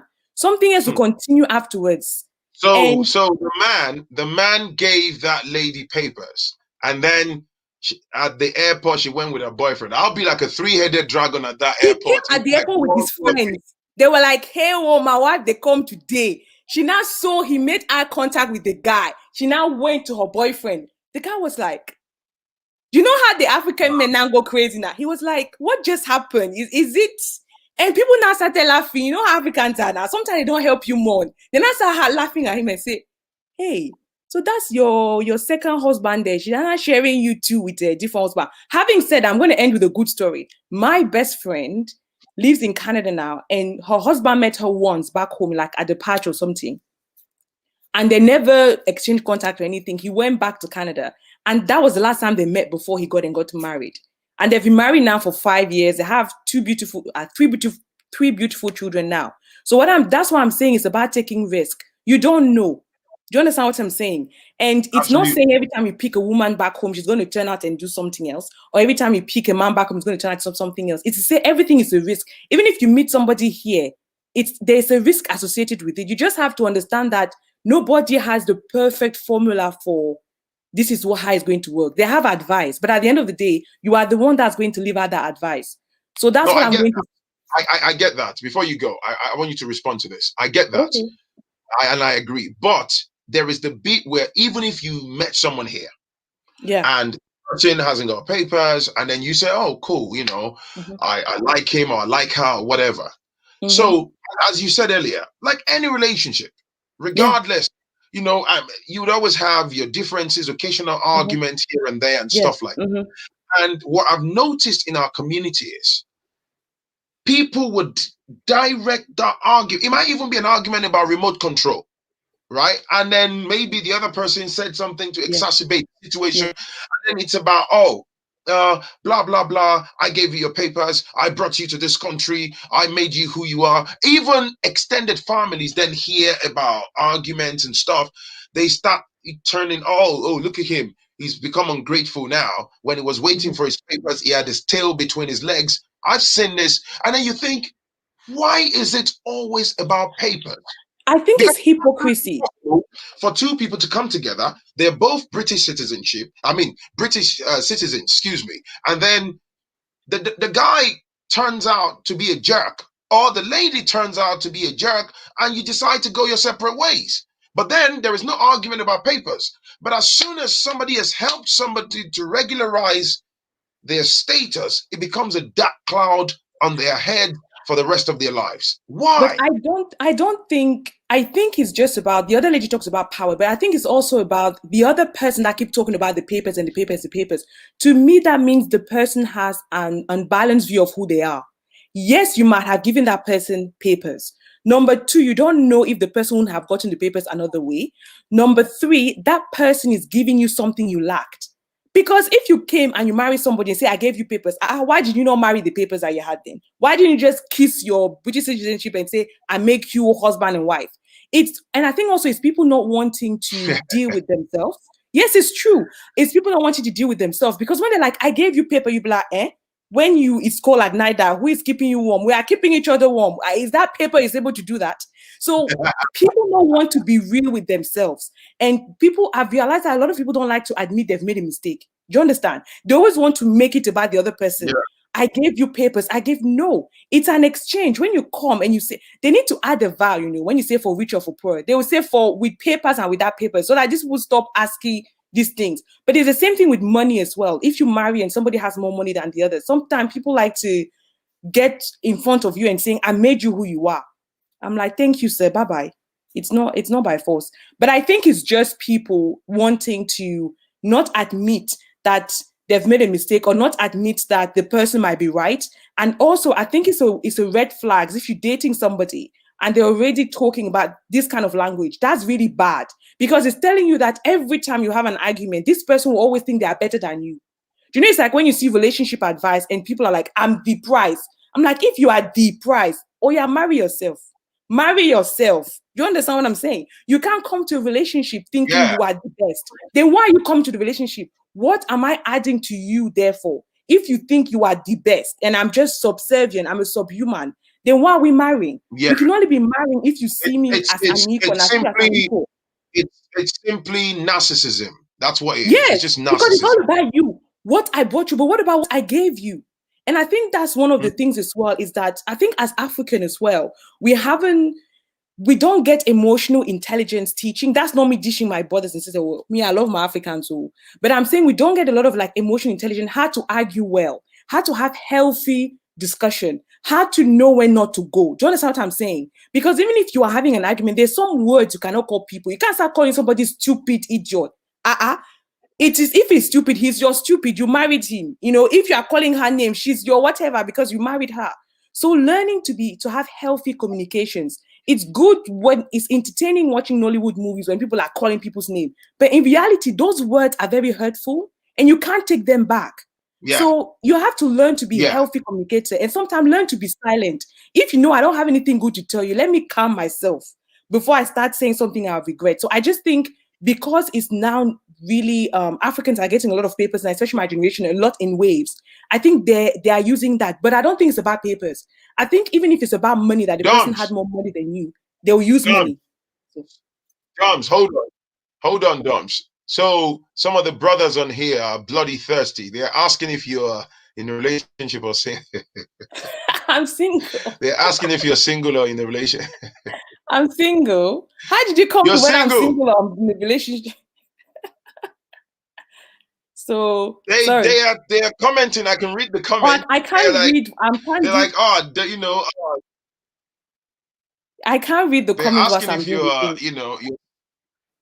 well, no, I can see it. That's why I'm asking you. Oh, no. I said I'm single. Yeah. Right. Sorry, I don't know what I was saying. So, guys, there you go. Single and searching. There's a lot of women that think like me, because I have friends who all think the same. And I also want to say that it's very important that I know bad stories make more views and good stories may not make as many good views. But I also want us to know that at the end of the day, it's about each other. Because when they say I'm single, I'm going to tell you a story. I've said I'll be 2-3 minutes. See, Phrankleen ask me a question that made me stay longer. But there are guys, for example, who, I'll take an example. They say they don't want to be gold diggers. They don't want to attract gold diggers. When you meet the guy, the only thing he's telling you, I have this car, I have this house, I have this thing. And I was like, those things are nice and well. But I'm not marrying your car. I'm not marrying your house. It is you I'm marrying. So can we start talking about who you actually are?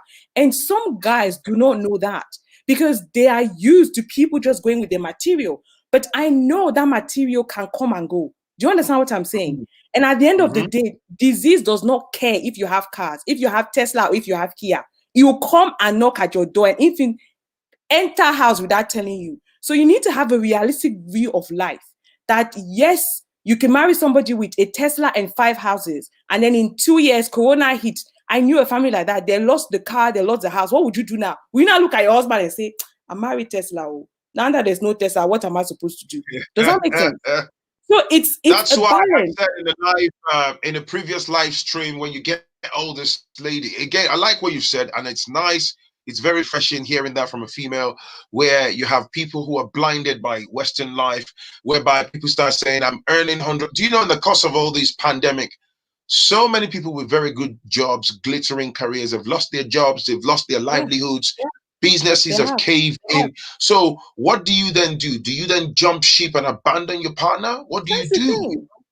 But thank you anyway. Thank you. Let me bring up the next person. Bye. Thank you. Thank you. Thank you, Dom. Hello. Free ice. Wakey, wakey. Hello.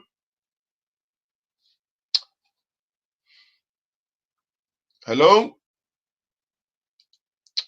I think Free Ice is asleep.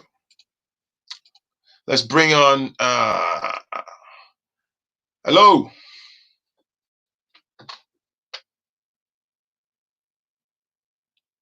Bro. Hello. Olumide. Can you hear me? Your mic, bro. Your mic. We got there in the end. Your mic. Unmute your mic. Unmute your mic. Can you hear me?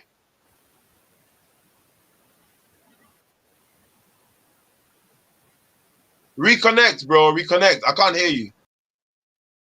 Right. African millennial. Hello. Hi. Hi. Can you hear me? Yes, I can. Sorry, I'm How are trying to you? figure out.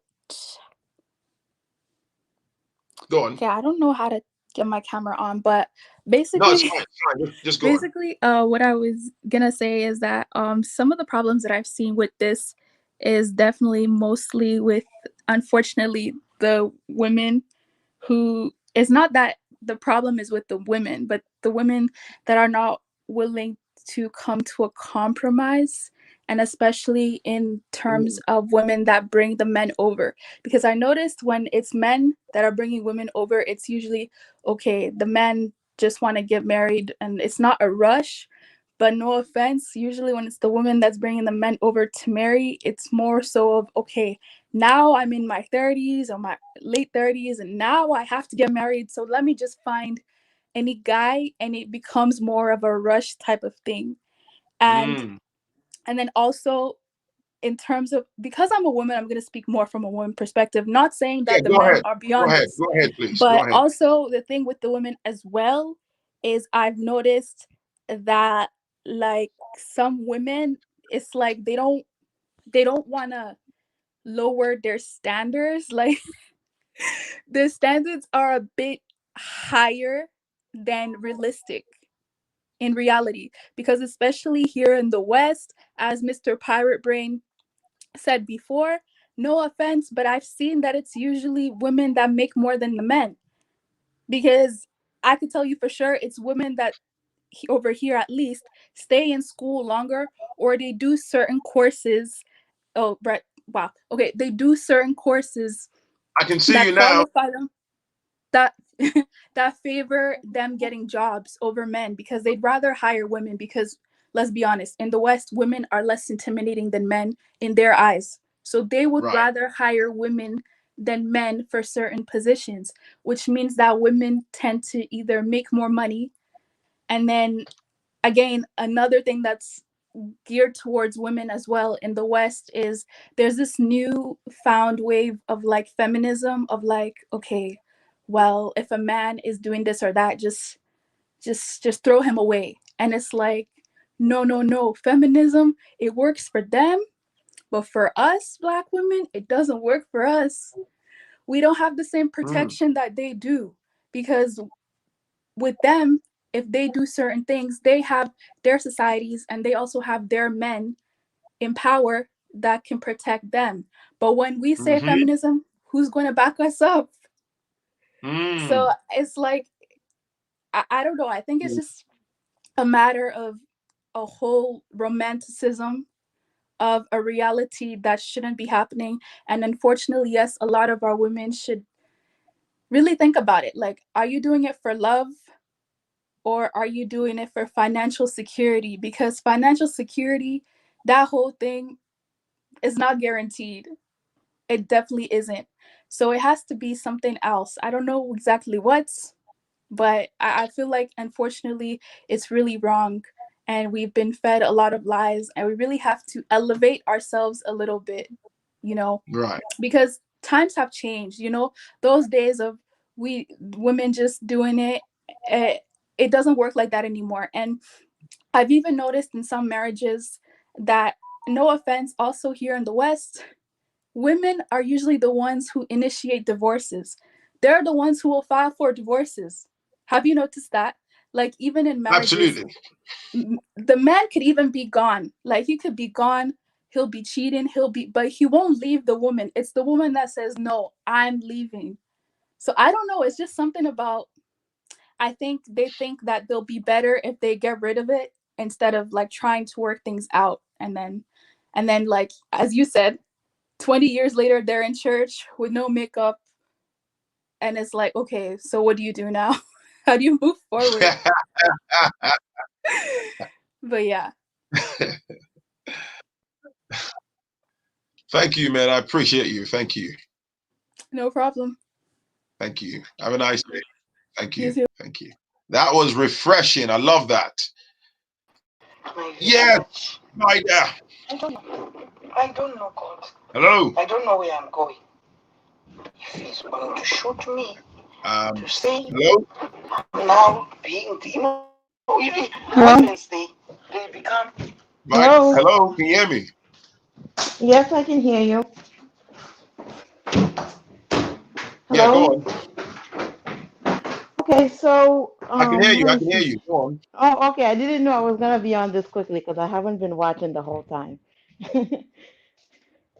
So let's see. So to me, so I've been here before. So I'm from Gambia, and usually here, Right. at least in our community, you get more men maybe 10 years ago bringing women here or longer, but recently you're seeing more women bringing their husbands here. And in our community, usually women are not the problem, it's the men. Like, even in our community here, there is this one guy. He came here with no papers, and the wife was also here with no papers.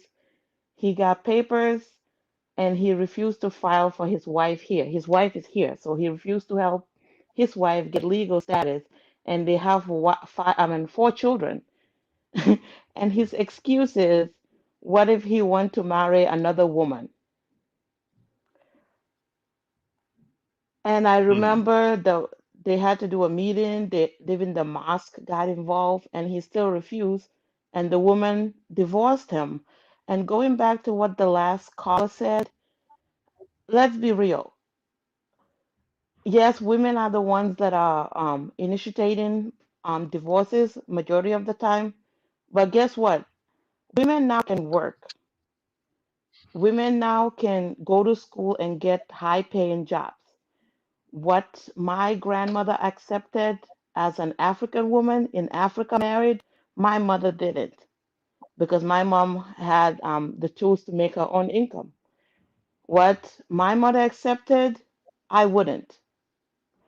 And sometimes I think when some callers come here, I notice they always say, I'm not condoning domestic abuse, but marriage Yeah. this. Marriage is complicated. And I think I commented that us as a culture, I think, and it's not just I think from Gambia, Senegal, I mean, just Africa in general, particularly West Africa, we lack emotional intelligence. And I'm gonna say this because sometimes I will see a man that is 40 years old and his mom is verbally abusing him. And I'm like, okay, what is, or even a son or like they have grown children and they're verbally abusing them. And I'm like, okay, is this a cultural thing? Or because I moved here when I was 12. So I'm like, is this a cultural thing or some kind of mental illness that would make you think that it's okay, especially Yeah, in front of companies sometimes? You are 50, 60, 70 years old and you're opening your mouth and insulting your adult children with children as if, yeah, I mean, you shouldn't even be talking to children like that. And I think that mentality continues to, if I give somebody a paper, I can treat them. And so it's like a power trip. A lot of us lack power. So whenever we get that little power, we use it. You see, I mean, I mm, see a lot of Africans abusing their children over. I mean, one guy was hitting his kid because he poured milk or tea, whatever, a drink on the carpet, but the kid is 3 years old. Why would you give a cup full of juice to a 3-year-old? They're not well balanced. absolutely. But but it's like a lot of us lack power. We are unable to communicate with our words properly, and even if we use our words, sometimes it's very lethal. So it's I think it's lack of power. We lack power, and marriage is not for everyone. Everyone shouldn't get married. Everyone shouldn't have children. Just because you can doesn't mean you should. Children take patience. Marriage take patience and communication. I'm not married, but the marriages that I've seen fall apart, that was one of the reasons. And also having other people in your marriage. Your marriage will fall apart. I mean, even in relationships, once you start including people and going out to look for opinion, it goes Yeah, downhill. Because it's like they always say there's your truth, his truth, and then there's the real truth. And we're always saying our version of what how that version of what happened. I remember watching there's this lady that's on Oprah. She does like a reality show, like therapy show. Ayana Fix uh, My Life. And she'll have yeah, families, and sometimes will be like a relationship between a mother or daughter, and the mother will explain one thing, and the daughter will explain one thing, and she'll try to tell the mother, the way you see it, it's kind of like the way I see the world is different from someone that might be disabled or richer, or it's like our experiences are different based on where we're at. So you might think, oh, I'm a good mother. I fed my daughter. Yeah, you fed your daughter, but you weren't there. You left the food and went. Or your husband, you provided, but nobody saw you. So, I mean, I think that's what, so I think it comes down to thank power. you. I appreciate it. Right, Bye thank bye. you. All right, right. Let me bring on this brother, King Tom. Hello. Hi, Franklin. Thanks for Hi. providing the opportunity for folks to weigh in on such an important subject matter that we see on a daily basis. I'm just going to contribute just a few points. Right, I see generally that our culture actually right. cultivates this type of behavior when we find ourselves either at home or in the diaspora. Our culture has never given Right, the typical human being, male and female alike, to express themselves, to actually give room for people to discover who they are. Our culture have never celebrated any form of emotional intelligence. It's not taught. We're not allowed to even feel anything. As a child, you are told what to do, and there's no room for discussion. And it's reflective of the type of leaders that we have over the years created. You look at the African continent as a whole, look at the helm of leadership. Every one of those people that you see were brought up by a parent or a surrogate parent or a foster parent or grew up on the streets. It's reflective of what we value most in our culture. And that is we value extreme sense of ownership, entitlement, and not ownership. Extreme sense of control. We always look for an avenue, the slightest avenue that an African will detect any form of weakness in you, that what they perceive to be weakness, they would take advantage of it, as opposed to empower, elevate, okay, inspire. It's rampant. And all of these things, you'll find them in our relationships, in our marriages. Okay? So, I'm not surprised, but until we go back to the template that we raise our children with, male and female alike, until we allow ourselves to express what we feel. I'll use the Yoruba culture as an example, and I think I was listening to one of your broadcasts. Take the typical African Yoruba male child.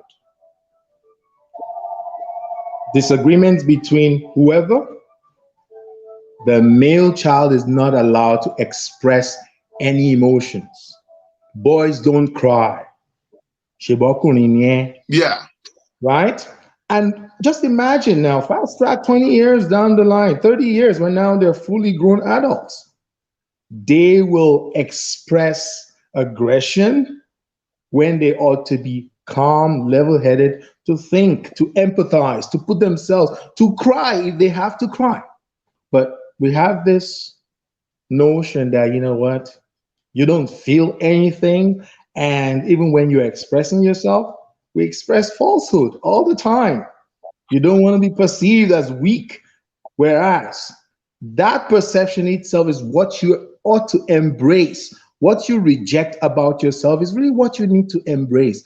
That way you can forge a better relationship. And who's to say you are in control because you married somebody? It's a contract. Why shouldn't a man be able to get on his hands and knees and scrub the floors? Back in the day when it was when it was culturally acceptable or economically enabling, boys went to, boys only schools. They are taught domestic things. But as soon as you get into a home, all of a sudden you're the head of the family. Now you can't wash your bathroom. You can't make up your bed. The lady has to serve you with two knees on the ground because the culture says so. Excuse me? That's a human being. And oftentimes, even our so-called religion encourages some of these things, where you need to interpret using common sense, okay? Where you ought to submit to one another. It's more about your royal priesthood. You chest out, chin up, and now you start to dictate. Your children see these things and they emulate. It doesn't matter what you tell a little child. They will replicate what they see you do. And that template continues to remain flawed in our homes. And women, I'm sorry, the vast majority of them are broken even before they walk up to the altar. And what sort of counseling are they getting before they enter into this, institution called marriage, right? So where you need to apply sense of long suffering, you're doing it for the wrong reason. Where you need to be humble, you're doing it for the wrong reasons. Where you need to be outspoken, you're doing it for the wrong reason. Where you need to be soft, you're doing it for the wrong reasons. Where you need to remain firm and strong, you do it for the wrong reason. So all of these, it's a little complicated. As simple as it may look, if you dig deep, go back to how all these men and women were raised, even before they come to the table to have a dialogue. How many marriages do you see out there where both parties agree that this is the constitution of our relationship? This is how we're going to live. And we hold each other accountable.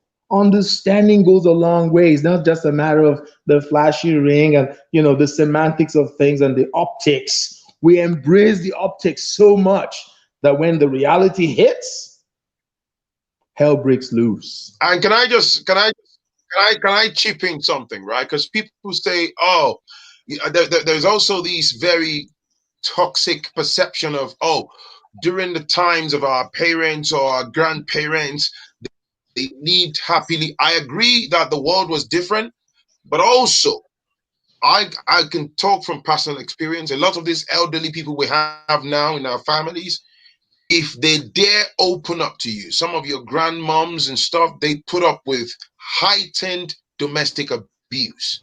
In fact, it's so bad that now when the younger ones have misunderstandings and they are trying to advise you, they will talk to you as if there is nothing wrong with it. Like, Absolutely. yeah, if the man smashes a blender on your head, yeah, in our days, I heard an elderly woman said, "Oh, in my days, when my husband asked me to lie down and he uses the flat side of a cutlass to give me 24 strokes, I can't go back to my father's house because I already have 5 children. I just carry on with it." And I'm like, Absolutely. huh? Yeah. And Yeah. so there's a lot of misconception about most of the marriages of the days of way back. They were absolutely dreadful. They were Oh, dreadful, absolutely. I mean, absolutely dreadful. they That lived under you couldn't try extreme those form. things now. Yeah, extreme form of control. Like you do as you're told. You don't go into your marriage learning how to love, how to please, to die self, and to embrace that relationship on a very, on the best level possible, where you can negotiate, where you have a voice, where your emotion counts. You go into it with the false sense of expectation. Yeah. Okay? And our so-called forefathers, we can dissect it and put it right on the table. It was never a perfect union. A lot of them died in those relationships unhappy, and they only show the make-believe face because you're not allowed to air your dirty laundry outside, right? Outside of the confines of your marriage. So somebody sees you out there, it's Absolutely. easy to read the body language. You can tell me everything in the world about how happy you are. All I need to do is just to study your body language. Body language don't lie. You can smile and your face will betray you. Your body language will betray you. And if you look at all these marriages, if only they can tell you how they've walked their journey. If they can tell you at the depth of their heart, their soul, a lot of people won't even Sorry, want this to is get what married. sorry, They won't want to get married. sorry to this is this is what I'm saying. Look at this pinned comment. This guy believes that we are demonizing African traditions unnecessarily, and the attack on African culture is uncalled for. This is an individual thing and not a culture thing. This brother doesn't get it. This is what I'm saying. Or he gets it, he's in denial, and he So to likes me, I toxicity. I'm perceive that not as a sense deviating of from the topic denial. of today, but when people talk about African tradition, this is what I talk about, man. What is it? What is tradition? All the toxicity that we hold on to, we use blanket terms like African traditions. Who told you that they are traditions, though? Who did? Like, I'm a dude. I've got to be honest. I try my best to be balanced on this channel, right? So Right.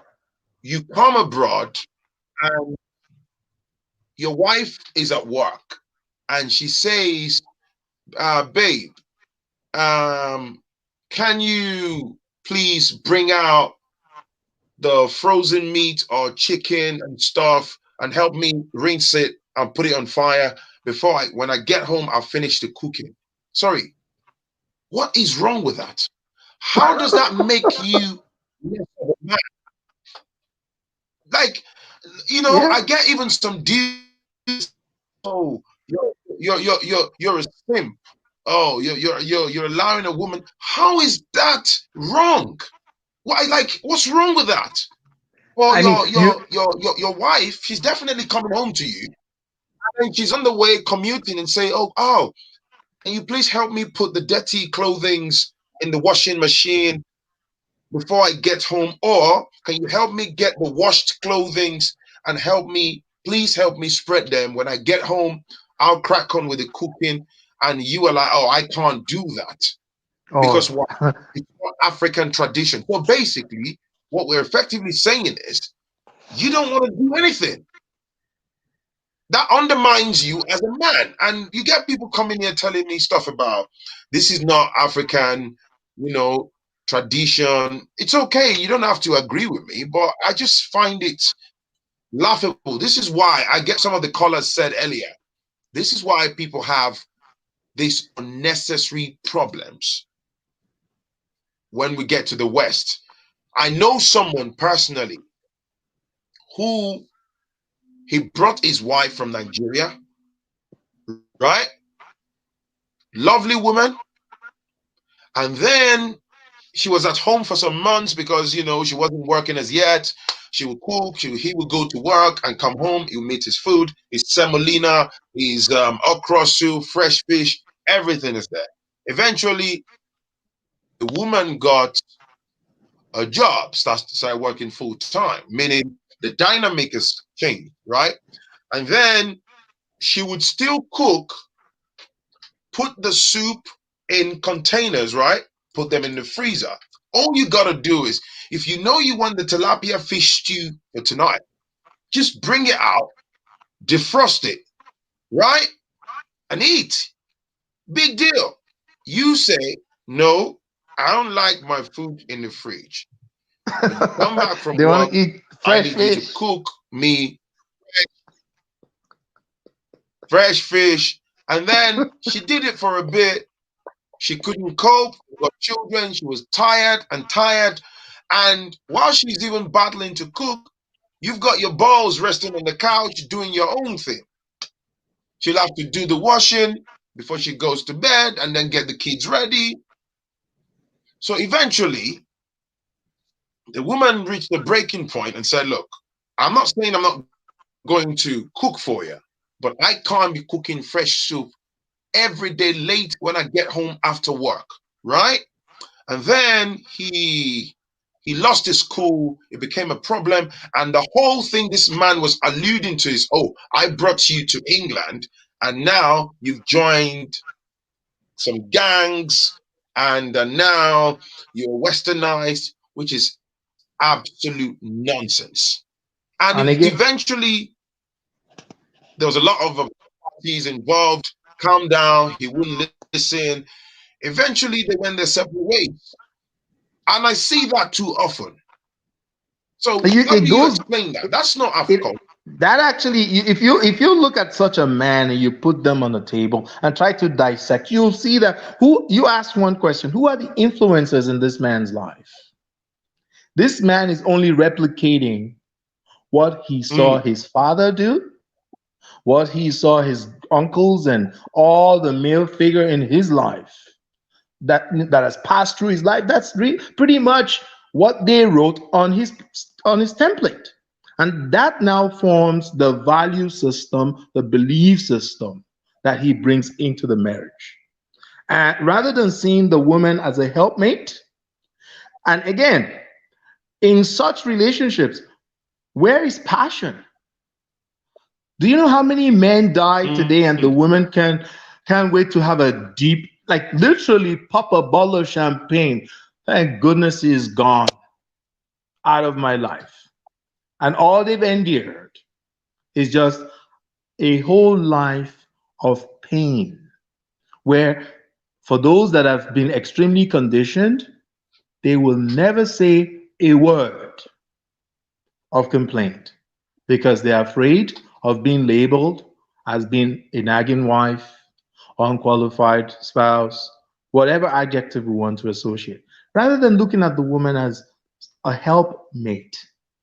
Okay, you leave a man with a 2-year-old for 8 hours, he's gonna lose his cool, he's gonna lose his mind. It takes the same energy that you use out there in the office to crack your brain, to write codes, or to, or to diagnose patients. The same amount of, strength to stay home and take care of young kids. You talk to a teacher, they're professionally trained to do these things, to handle kids. By the end of the day, you go talk to a teacher, how's your day? They're completely drained. Now, bring that into the home setting. That woman who is stay-at-home woman, whether or not she's educated, that's beside the point. But she's providing that emotional support. She's busy nurturing these kids, cooking, cleaning, folding. Now, add to that, she goes out and she does an 8-hour shift for 5 days, sometimes, 2 jobs, and you expect her to go into the kitchen and fix you a fresh fish pepper soup? You are insane, man. You are just a few months away from disaster. And at the end of the day, what energy does that woman have left to really give you, to bond with you the way she ought to, when you have this false sense of entitlement? When I come home, switch the role for a second. There are very few men that can pass that litmus test. Okay? You be the babysitter for the kids, you wash and clean and all that. And when she comes home, the lady in the pantsuits present that same expectation to have a dinner on the table. You watch how this man gonna pull out a bazooka or something. They are going to scream, hell breaks loose. But hey, that's why it's called a relationship. It ought to be balanced. But when everyone is walking from the wrong template, you will never get peace. You will always get all this, attitudes, all this, all these things that we've been talking about. So I just wish that we can reorient ourselves within the context of our individual cultures. But you know what? This is what life, the balance you get from life, this is how you cultivate it. And you start from a young age. And again, I go back to the leadership structure that you see all across the African continent. If our leaders don't die in the office, they don't believe anyone else can do it better than they can. Okay? And men who thinks, a woman speaks up and she needs to walk, they must inflict wound on that woman. They must, to the extreme, some will kill their wives. To the extreme, some will reject their children. Some will reject their responsibility. Okay? They'll walk away. Lots of kids growing up in the suburbs and in the city with no father figure, to no fault of theirs, because a bunch of adults who were fed, who were literally raised with the wrong sense of values, okay, replicated themselves and abandoned ship. And at the end of the day, that same young boy is going to be a man someday.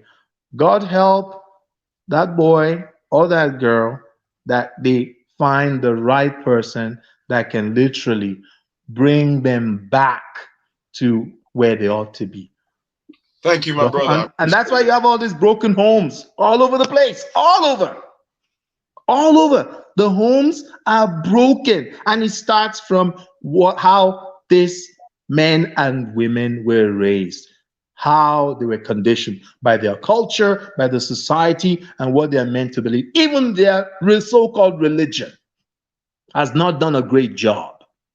It's not about equity and justice. It's not about that. It's about submissive, false sense of expectation, misinterpreting what the scripture really said. Okay? And for self-gratification, I don't know how else to put it. So I really thank you for providing the privilege of, echoing my thoughts. Keep up with the great job that you're doing. And thank you. I appreciate it. Thank you. I'll talk to you some other time. Have a wonderful weekend. All right. All right. There you go, ladies and gents. I appreciate you. It's been absolutely amazing. All right. Wow, we've been on here for what? 2 straight hours. It's been amazing. It's been fantastic. Very great session. Thank you for the super chat. Thank you for all the contribution. It's your boy Phrankleen. Keep the conversation going on below. Thank you for the super chats. I appreciate every single one of you, and I will definitely catch you in the next one. But before then, peace and love, man. Bye-bye. Bye.